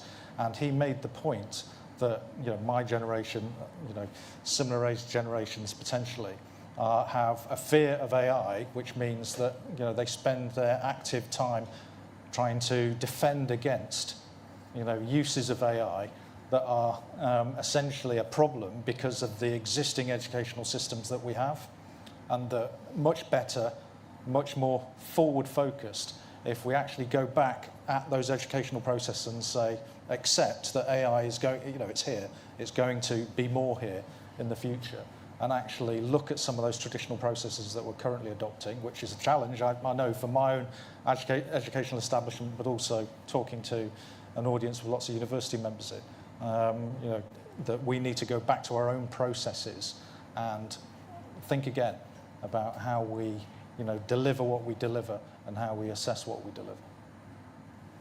So I'm quite interested, and this question is a follow-on. So given your experiences in each of your sectors, and if you were advising me about curriculum, what 3 key skills would you suggest I integrate into leadership and management curriculum? I go back to listening skills. Listening skills, absorbing and assessing, because that's sometimes one of the things that comes through with some of the research is it's either that people are not listened to, they're not appreciated, and from a DEI perspective, people do not understand other people's either their experience, their age, their sex, and so on. I've got a colleague at the moment, he's going into places talking about women and menopause. He is going in talking about women and menopause. Yeah. He's an he for she, he's doing really well at it because it's a strong message, somebody going into talking to management about making allowances for women who are going through the menopause and what things that can be put into place. So it's about listening and learning and adapting that to actually managing the team. Curriculum management for me is about understanding who that curriculum's for. What's the end reason for that curriculum. I work in FE, so for me, curriculum is about what do our employers want. The training delivery that we design is very much based on what they want. The problem with that is a lot of employers are as unsure of things like AI as we are. So trying to help them understand what their future needs are is an active part of designing curriculums in my sector. So it's almost backwards, isn't it? So the ideas should be generated by industry or employers, and then you work backwards in terms of what the content of your curriculum and what the assessment is. So it's a training needs analysis type approach, isn't it? So you need to understand what it is, who's ultimately, whatever you deliver, who's your customer, what is it they're looking for, and design your curriculum in order to deliver that. It's more a figure of an 8, I think. It's so it's a continuous circle because things change in industry, things change in education. So it's an 8, and that's the way I see it. As the information goes round, you get it from individuals and industry, but then what you do is feed it into education, but through education something new could come through that could feed through industry and so on, and it's a figure 8. So also for me on that question, one of the key skills in management leadership is dealing with ambiguity. So with many organisations, we're going through constant changes. I know in the NHS, we've been through huge changes in the past 12 to 24 months. We're going through another restructure now. So being able to deal with ambiguity, I think, is a key skill for any manager or leader. And that should be incorporated into... So, Roz, tell me this. How can individuals balance ongoing learning with their existing job responsibilities? So I could speak personally. Yeah, so when I did please do. my master's degree, I did it through an apprenticeship route. I did a senior leader's master's degree apprenticeship. And I was working at the time, and I was studying at the same time, and also had a family. So the way I dealt with it is having specified time, plan all your time ahead. The benefit of taking it through an apprenticeship route, you get that flexibility. Some of the time you get to go into a class in the university. Sometimes you could have classes online. So having that flexibility, I think, is key.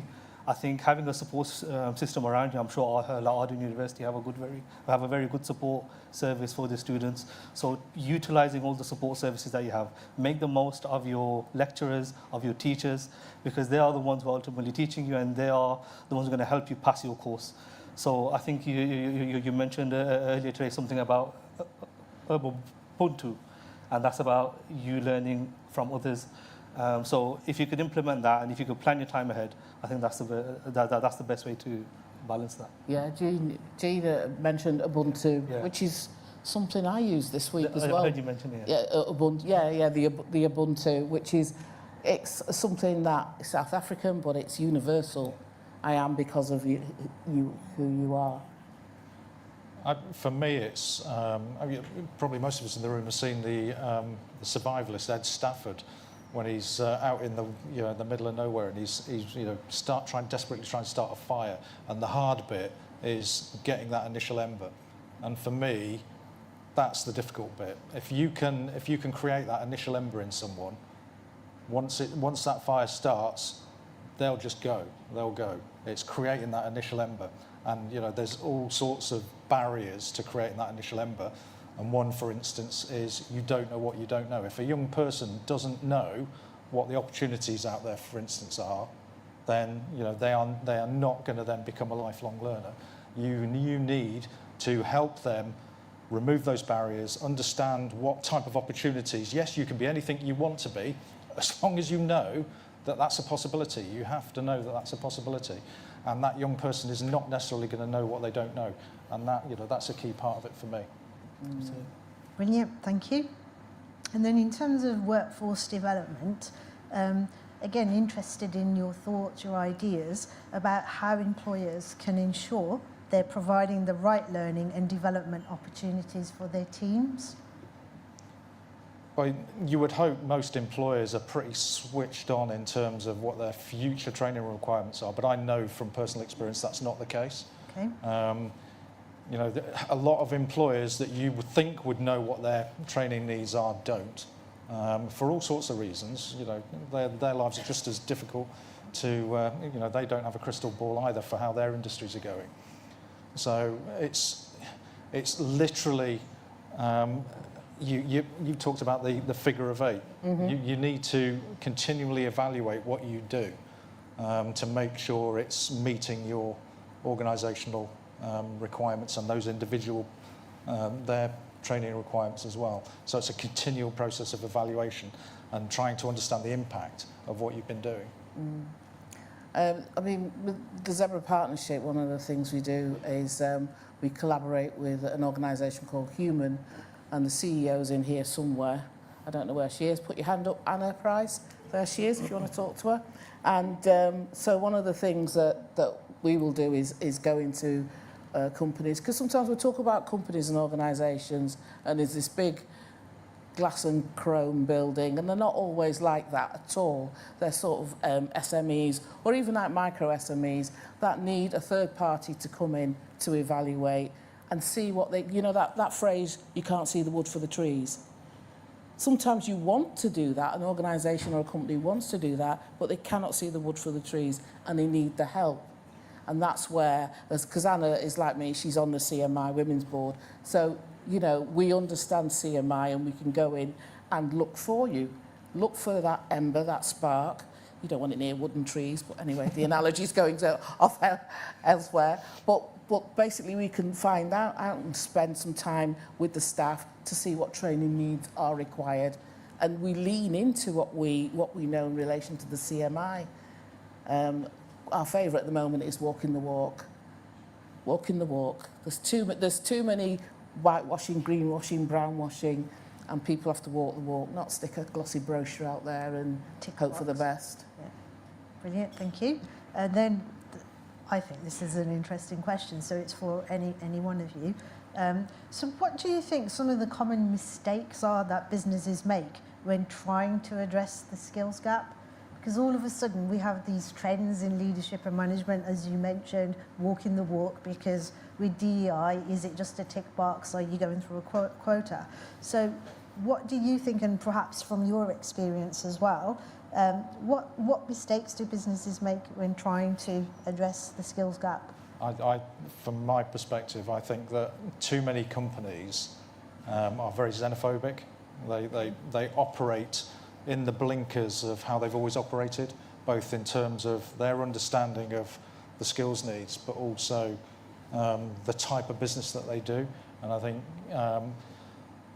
it's beholden on all of us to try and step back and try. I mean, there's all sorts of expressions like look outside the box, blue sky thinking. But I think it would help all of us at some points, in terms of getting stuck in those trees, to step back and try and understand the potential that someone who's not from the background we're used to within that organisation, the new ideas, the fresh ideas, the talent that they could potentially bring in.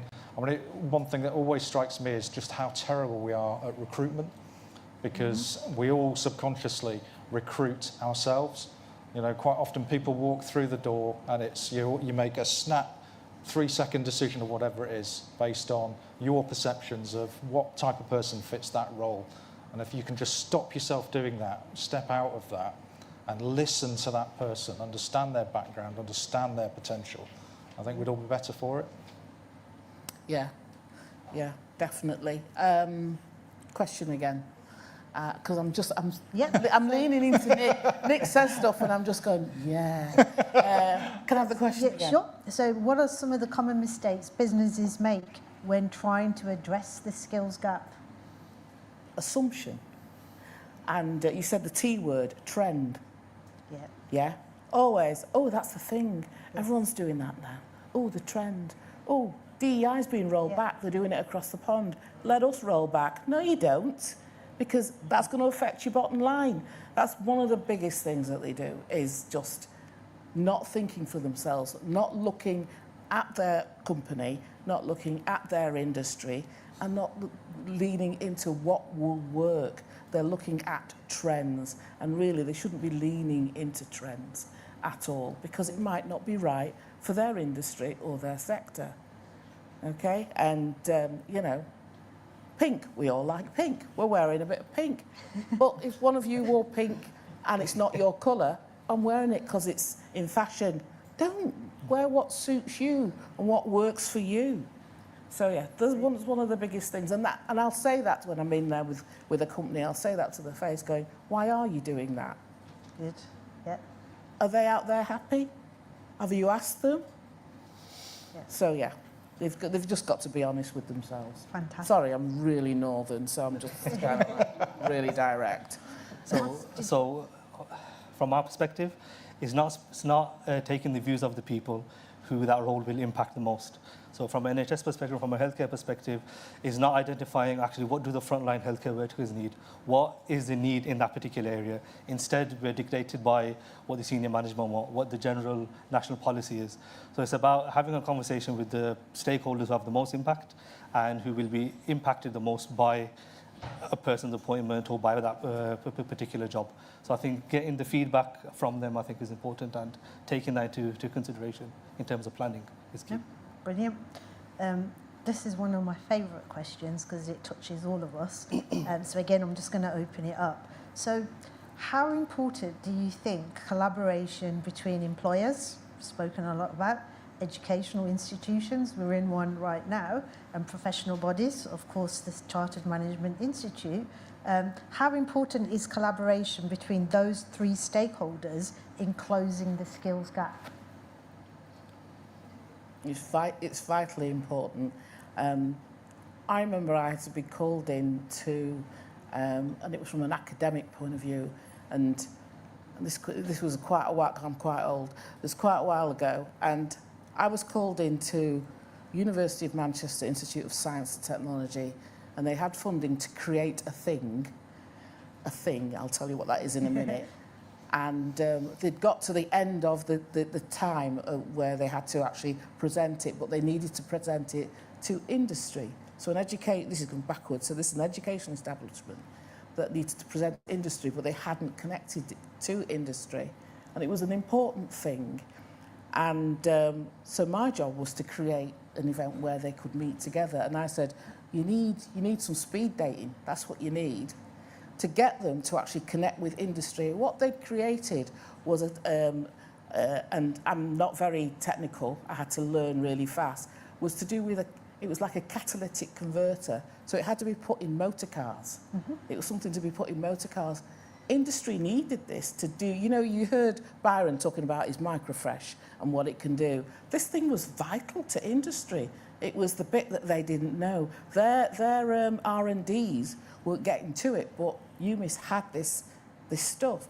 And it's vital for the dialogue to be kept open, to actually move industry on, move learning on, and also safety for clients and customers.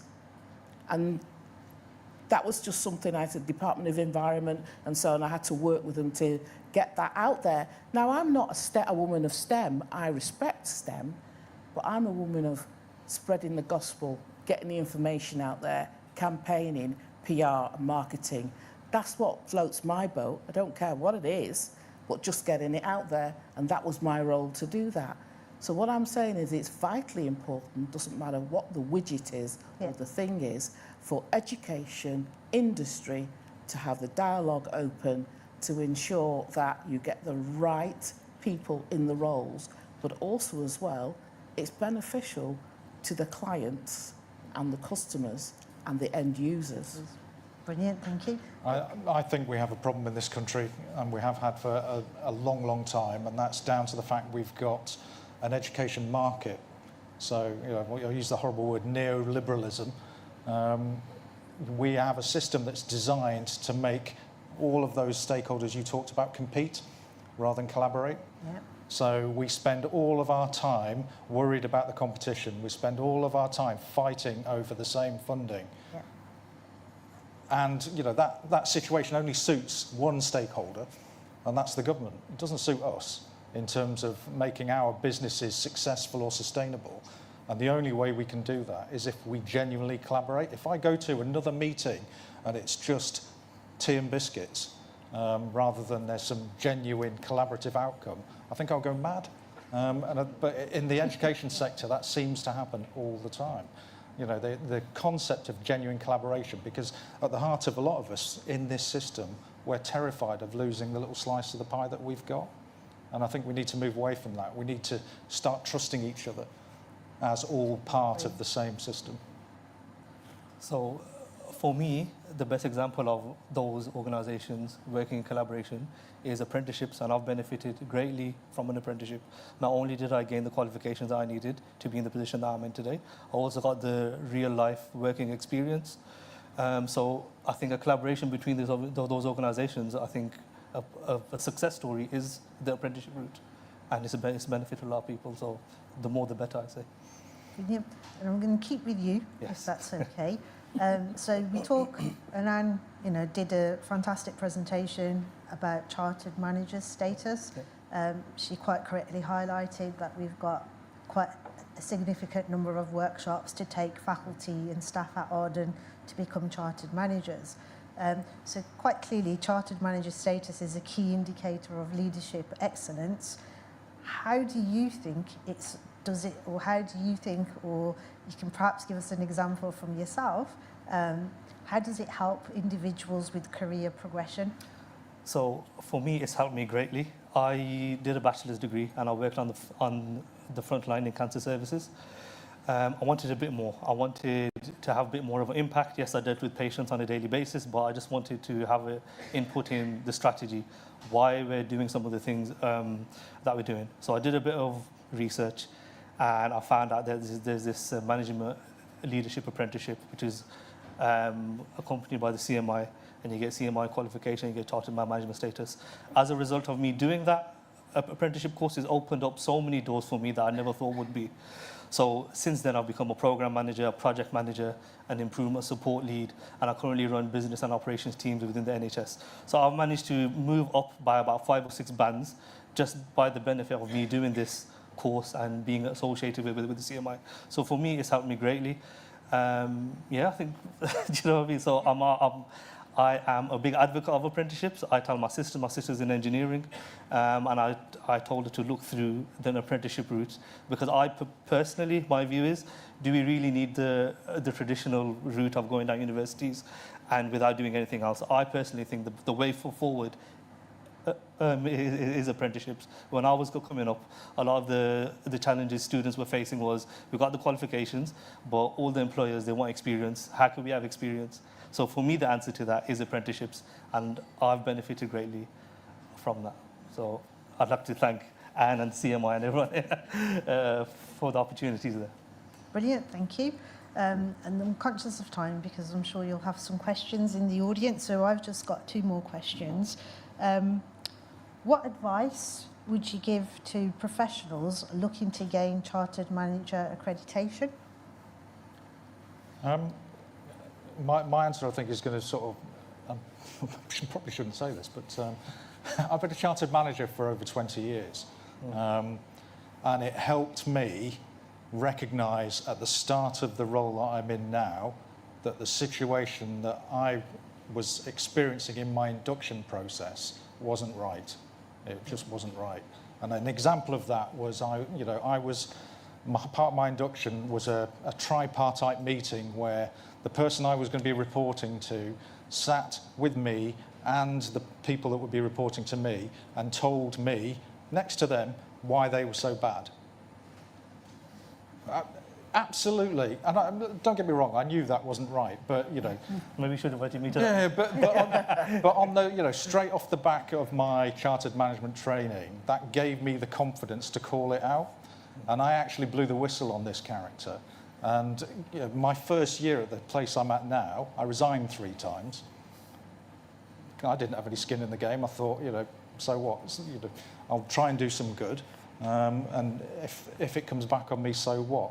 But I don't think I would have had the confidence to do that if I hadn't undertaken that accreditation. So that, you know, so not just for me, the people within that organisation, I think, benefited from that training. Brilliant, thank you. And then I'm just looking at the timer, so 1 more question and I'll just open it up because it's quite close to my heart, inclusivity as such. So what steps can be taken to ensure that upskilling and reskilling initiatives are accessible and inclusive for all communities? And that's for all of you. It's about messaging, isn't it, really? Leaning back on what Mels and what Nick has said about being a chartered manager, you can't be what you can't see. That's one of the phrases that are out there. Yep. As a woman, and as a black woman, having the letters after your name, and that's not a vanity thing, that is a genuine thing. You're a chartered manager, you have letters after your name. And you get, when you're networking or going out there, you get other young people who look like you asking those questions. Yes. Because they can see you, they hear you, they want to talk to you. They might come up to you and ask you something else, but they're leading into asking, how did that happen? And it's great you can share that with them. But also what you can share is it's a welcoming community. The thing about accessibility and not getting the actual message out there is that there are a lot of organisations, I'm not going to name names, but there are a lot of organisations that probably offer some training or offer, you know, where there's membership, whereby You go to their events and they're not welcoming. You walk in the room and you are the only in that room. Or you're looked at and then they turn away from you. That's not a nice feeling to have. The key thing about CMI is it's a community. Even if you don't look like anybody in the room, you're still approached, you're still welcomed. And that is a USP that should be highlighted. And that is why we now have CMI communities, because they're getting out into the areas, into the regions, to welcome and embrace not only what you physically and visually look like, but what you sound like as well. And that is key. Community. Thank you, Caroline. Would you like to add anything, Moss? Yeah, the only thing I would say to that is I would, in order to improve accessibility, what I would do is embed management and leadership skills into the culture of any organisation that you're working with. So include, as I mentioned it before earlier in the talk, is I would include it in your organisation development plans, I would include it in personal development plans, I would make a big deal about it from the beginning, so everyone at each level of the organisation is aware. And then I completely agree with you, going out into the community. So if you're in a certain area, certain parts of Birmingham where I'm from, you should approach mosques, for example, or other the religious places of worship. Get that community in, because often they don't really get that involved that much. So taking advantage of community services that are available, religious places, community hubs, etc. So that's how I would advise to improve accessibility. Yeah. Anything finally? Yeah, I'd just say I'm clearly not a poster boy for inclusivity. And I'm conscious that there's some amazing people in this room that have had lived experiences that I can't even hope to understand, never mind experience. From a personal perspective, I came from a very working class West Midlands family. My maternal grandmother grew up on a barge transporting stuff up and down canals from London to Ellesmere Port and died not being able to read or write, and I'm the first person in my family to go to university. Lots have since, but I'm the first person in my family. So, but even so, I still haven't had the same lived experience of a lot of people in this room, and I wouldn't pretend otherwise.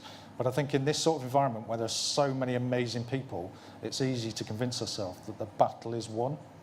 And if I go back to engineering, there are only 8% of engineering, only 8% of the people working in engineering are female. So clearly that's not a reflection of society as a whole. So there's a hell of a battle still to be fought, still to be won there. And I think as long as the fantastic people in here can take their messages of success out there and be those role models that you talked about, that would be incredibly, incredibly powerful. But it's intersectionality as well, Nick, because at the end of the day, it's not about gender, race, and so on. It's also about socio-economic. The fact that you know a lived relative that could not read or write, you've gone several rungs up the ladder, you know of that. So it's an intersectionality. So it's kind of lived experience as well. And also as well, you have to hold the banner high because you are an ally. And we need allies in every area as well. So, if you're in a room where everybody, let's say, looks like you, but I walk in, you'll come over to me. You did so here. You did so here. But you will, and that's the thing. You're an ally, and that's also very, very important as well. Thank you. Okay, thank you. So it's your turn now. So has anyone got any questions, or I'm going to do what Heather said? I'll come out with the mic.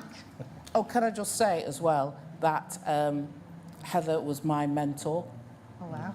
And so a lot of and she was my mentor only like 6 years ago, but there were other sparks in me. You can find sparks in individuals at different ages, and there were other sparks in me that she saw that were not lit, and she lit certain sparks in me. So it doesn't matter what age you are, people can find sparks in you.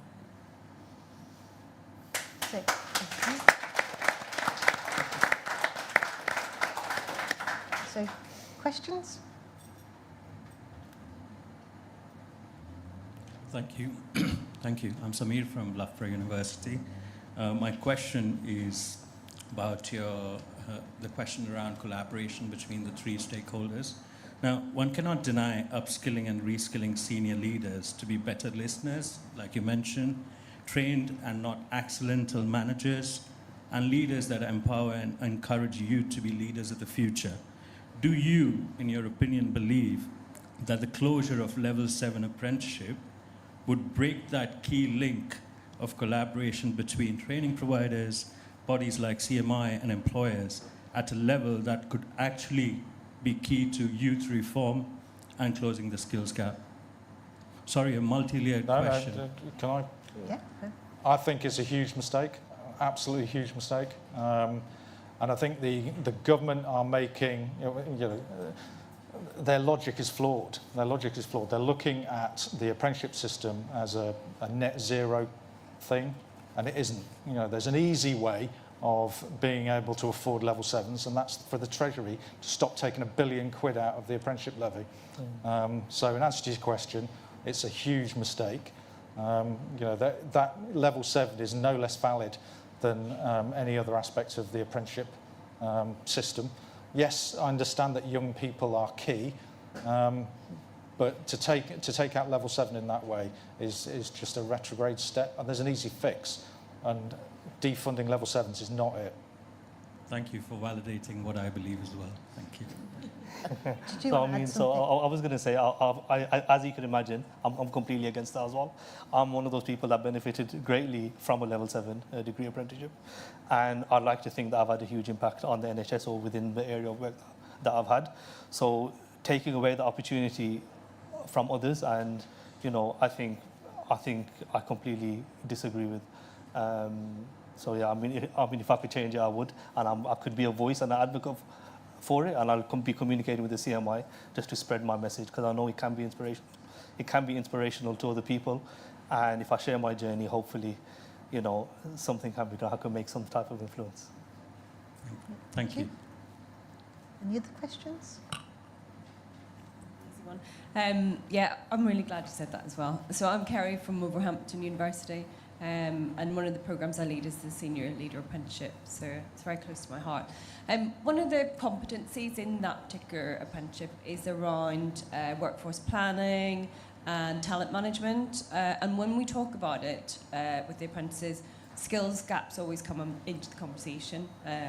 And the apprentices from large organisations, mostly public body ones, put their head in their hands when we talk about this, and the organisation's so big that they don't have programmes that work particularly well for them. And then when we have smaller organisations, they have so many examples of what they can do for talent management. And it was just really a question to you in terms of, have you seen or have you got a good model for inclusive talent management that can help organisations to fill these skills gaps?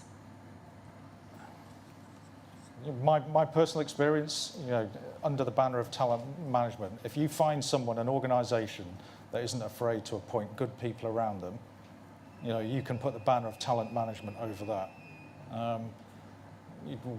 Alongside all, this problem with accidental managers is, almost the other side of the coin is there's a lot of people out there who are sort of looking around going, how the hell did I get here? And they are unsure of their own position, and they don't understand why they've got where they've got. And to protect that, to defend themselves, they will quite often keep a foot on the head of someone who's better than they are. To me, talent management is not being afraid to surround yourself with good people. And I wish I could tell you the title and the author. There's a brilliant book, I read it a long time ago. A naval commander talked about, he was put on a submarine to fix a crew morale problem. And his basic idea was that if you can get the management structure in your organisation to the point where they don't need you, that's it. You've achieved it. You've got there. You've reached the zenith type thing. So for me, talent management is literally about not being afraid when you recruit people to interview people that think, bloody hell, they're good. They'll have my job in 6 months. They're the people you should be recruiting, because your organisation will grow. your organisation will develop in ways that you couldn't possibly conceive of because you've not been afraid to bring that talent on board.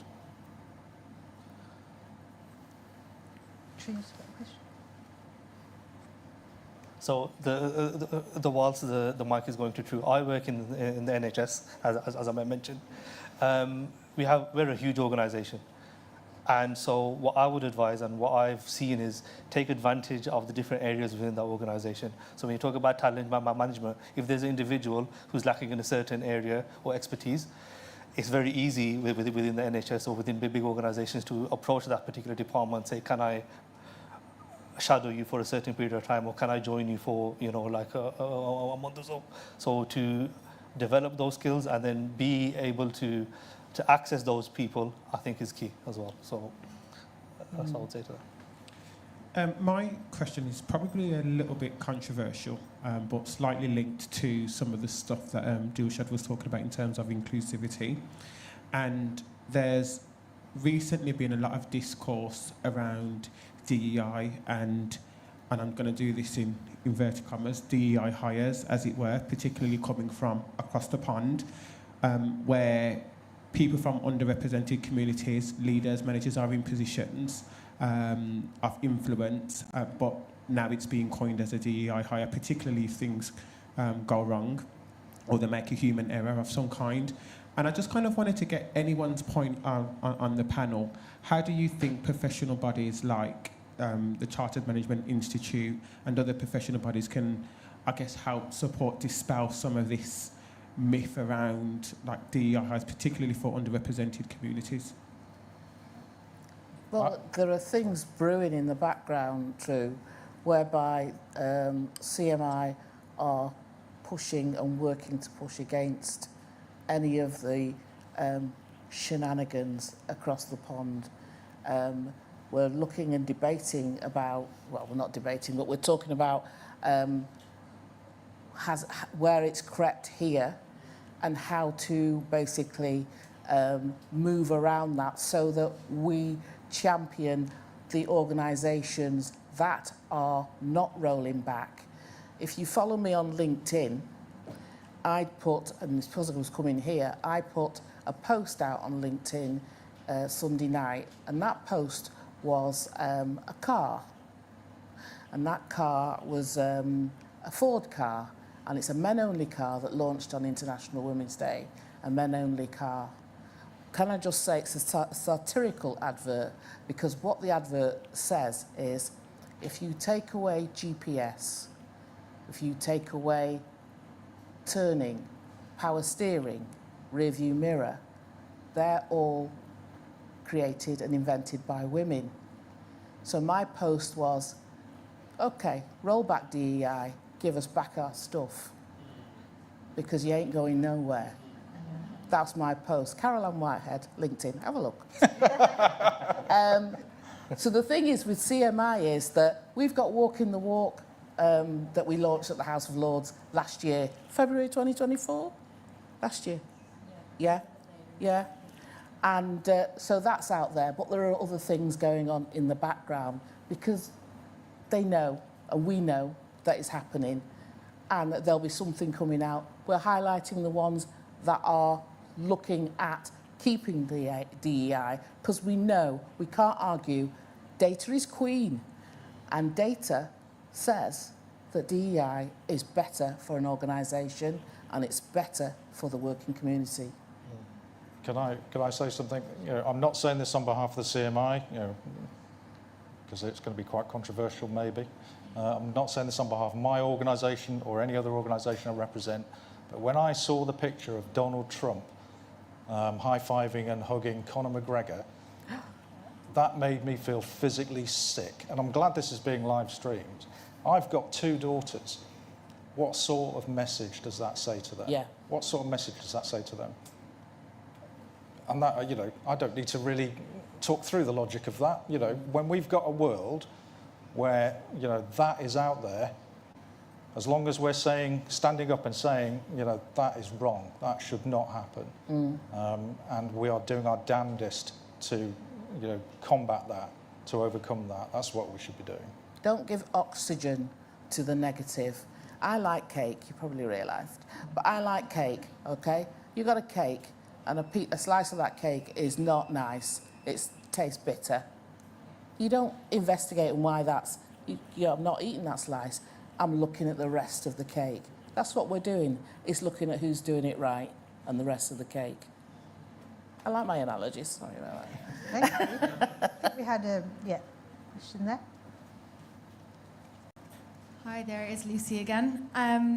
Thank you for the really interesting conversation. I've loads of notes and thinking about what you're saying, but one thing that's really struck me is when my graduates are going into the workforce, you know, I've tried to counsel them that you're not going to be the perfect person to actually be employed. You're going to be, hopefully, 65% there. The best, maybe 70%. But knowing where your gaps are is really what you need to be able to do, and therefore we train them from first year to try to recognise those gaps. But I don't think that when they go into a job, they're getting a decent gap analysis by who's actually in charge of them. And those gaps are not then being funded, because you go to any of the big conferences and you see all these lovely big stalls, I can guarantee you that most of them there are very much like Nick, as opposed to the graduates that have been taken on who would have benefited from actually being at those conferences. So I'm just wanting to put it out there also that we all in industry also have to play a big role in when you are looking for the money to pay for the person to do a role, there is an allocation for them to then do CPD that costs money. Because yes, there's lots of free stuff out there.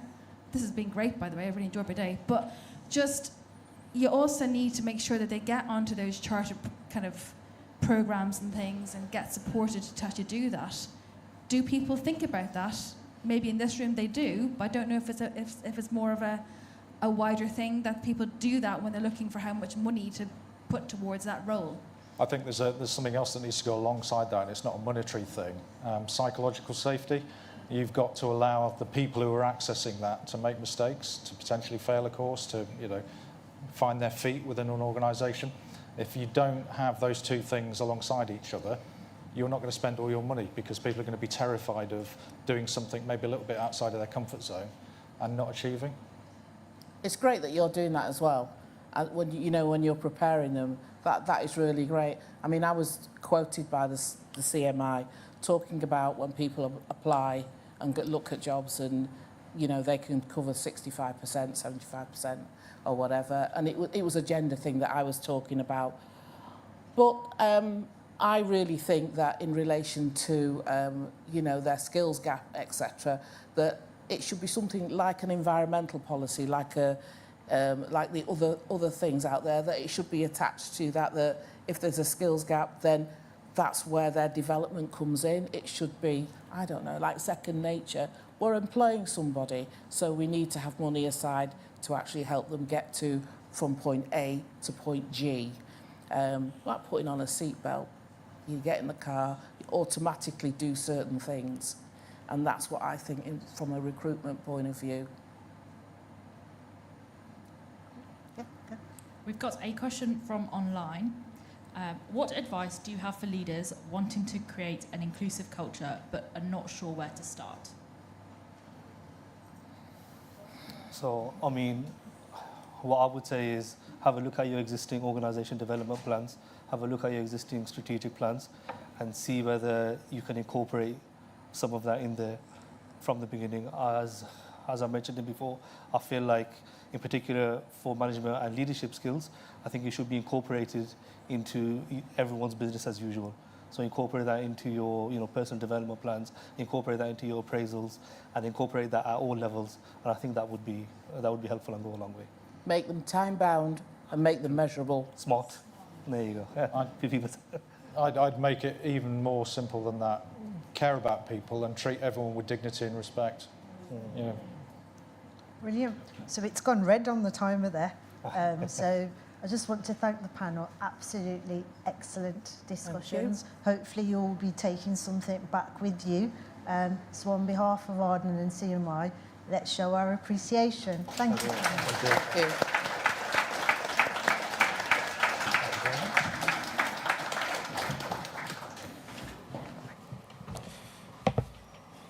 was such an insightful discussion, wasn't it? Wasn't it an insightful discussion? I took so many gems from that discussion in terms of leadership, listening to your team, empathizing with your team. And one of the things that I really enjoyed was something that somebody said on the panel, was management and leadership should be taught at all levels. And I was like, wow, like that's definitely something I'm going to take back with me to my business. And I run a few different businesses. One of those businesses is the Black Business Magazine. We are the first print publication for black businesses and entrepreneurs in the UK. And actually, we had Byron, who launched the magazine. He was the first cover star of the magazine with his smile in 2023. And I also work a lot with entrepreneurs on their personal branding, hence why I'm in this pink number today. And for those of you that follow me on social media and LinkedIn, you would know that I'm quite active. Do we have any active members on LinkedIn?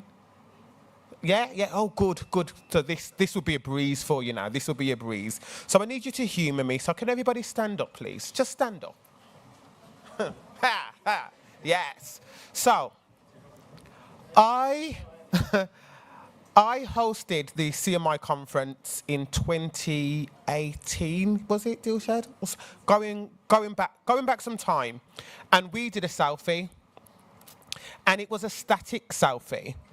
And I think actually we can do one better. So what I want you to do is after 3, we're going to do a video, and we are going to say CMI Communities Live 2025. Is that all right? Can we do that? What are we going to say? Lovely. And if you want to give me a bonus, you can give a little round of applause and a little woo at the end. Is that all right? Is that okay? Can everybody come, all the staff, everybody, we need everybody in this video. Yeah? All the staff working on the event, please come. If we can have some more people at the front here, please, that would be great. Come. Thank you so much. So what we're going to say, ladies and gentlemen? And then we're going to give and then, yes, I love it. So I'm going to get myself ready. The camera. You know, if it's not a LinkedIn, it didn't happen, right? So we're going to make sure it happens. So we're going to do a video.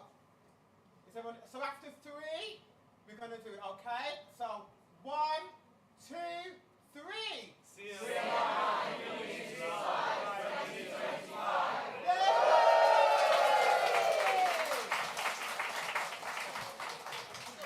Thank you so much, ladies and gentlemen. You can take a seat, and I am now going to hand back to Anne. Bravo, well done, you two.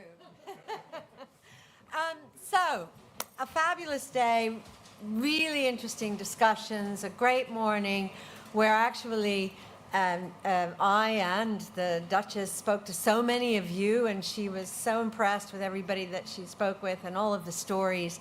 But we've spoken a lot quite throughout the day about the pink tick. I'm going to call it that, the pink tick, which is chartered manager. And actually, I do think the badge does have a tick. I think it is even pink, but if not, we're going to make it pink.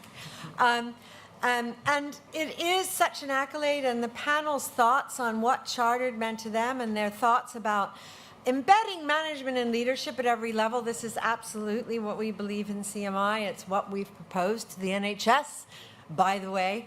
And really, it's very important. And we have some people here today who have received their pink tick. And I would like to honor them as well by presenting them in front of this wonderful, inclusive, what's that South African word?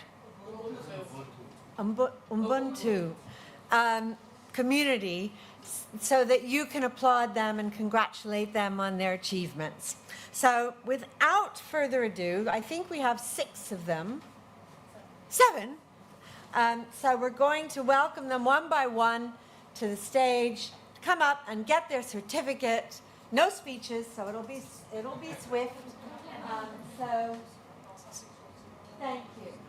And the first name is Andrew Ben.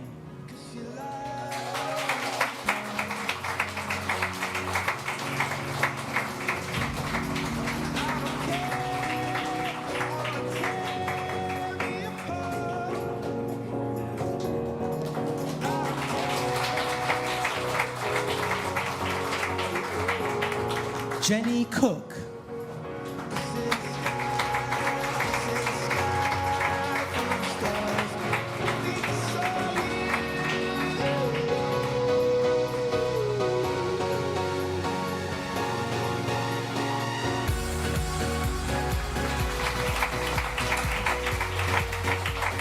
Lisa Edwards.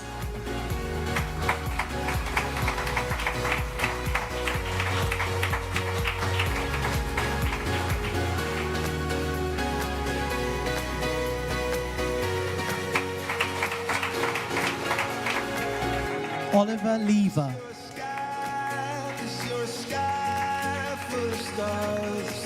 Colin Priest.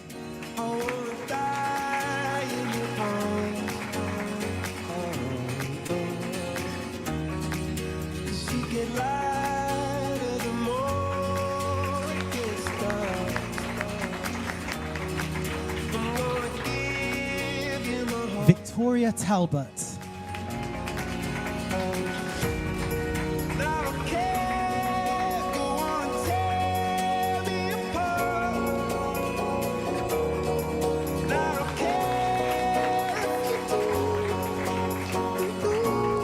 Jean Volchenk.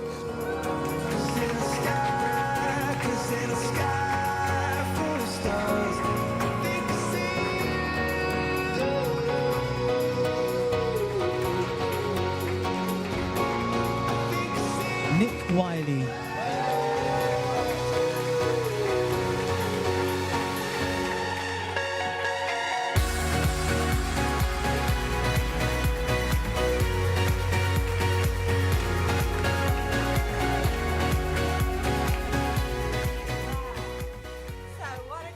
Bunch. Okay, it's time for us to bring this community's live event to a close. And I think before I say something, I'm going to hand back to somebody who's going to do it, or am I doing it? Me! Right. Well, there you go. Well, I can't possibly trump what True did. I am so pleased he did that because we will now have a living, breathing memory of this wonderful day where we brought together our CMI community in celebration, in support. We are the rest of that cake. Yes. And I choose to believe that the rest of that cake is much bigger, more important, and more sustainable than that bitter slice. Yes.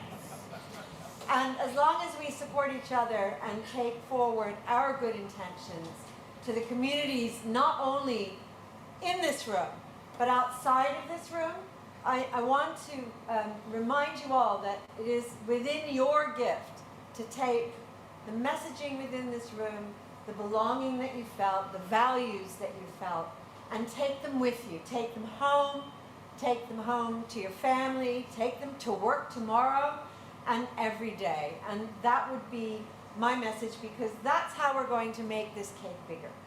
So thank you to all our inspirational speakers. Thank you to Arden University, Dilshad, Cindy, Carl for hosting us, to our fabulous panel of successive West Midlands chairs. I guess, Mazamil, you're next by the sound of it. Thank you, obviously, to Heather and Byron, two wonderful interviewees, to my fabulous CMI events team who worked so hard to make these events a seamless success. So with that, my final words, thank you all for joining us today and being a part of our CMI community's life. Thank you.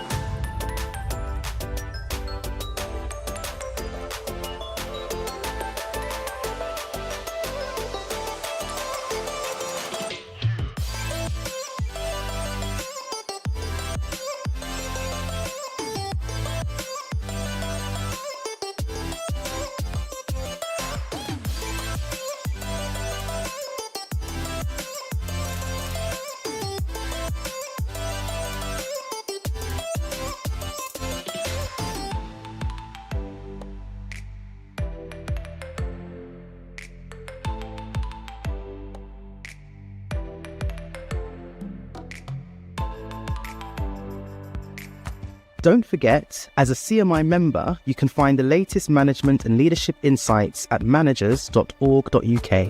If you're not yet a member, join our community to discover CMI Confidence with on-demand resources, our network of mentors, and industry-leading accreditations.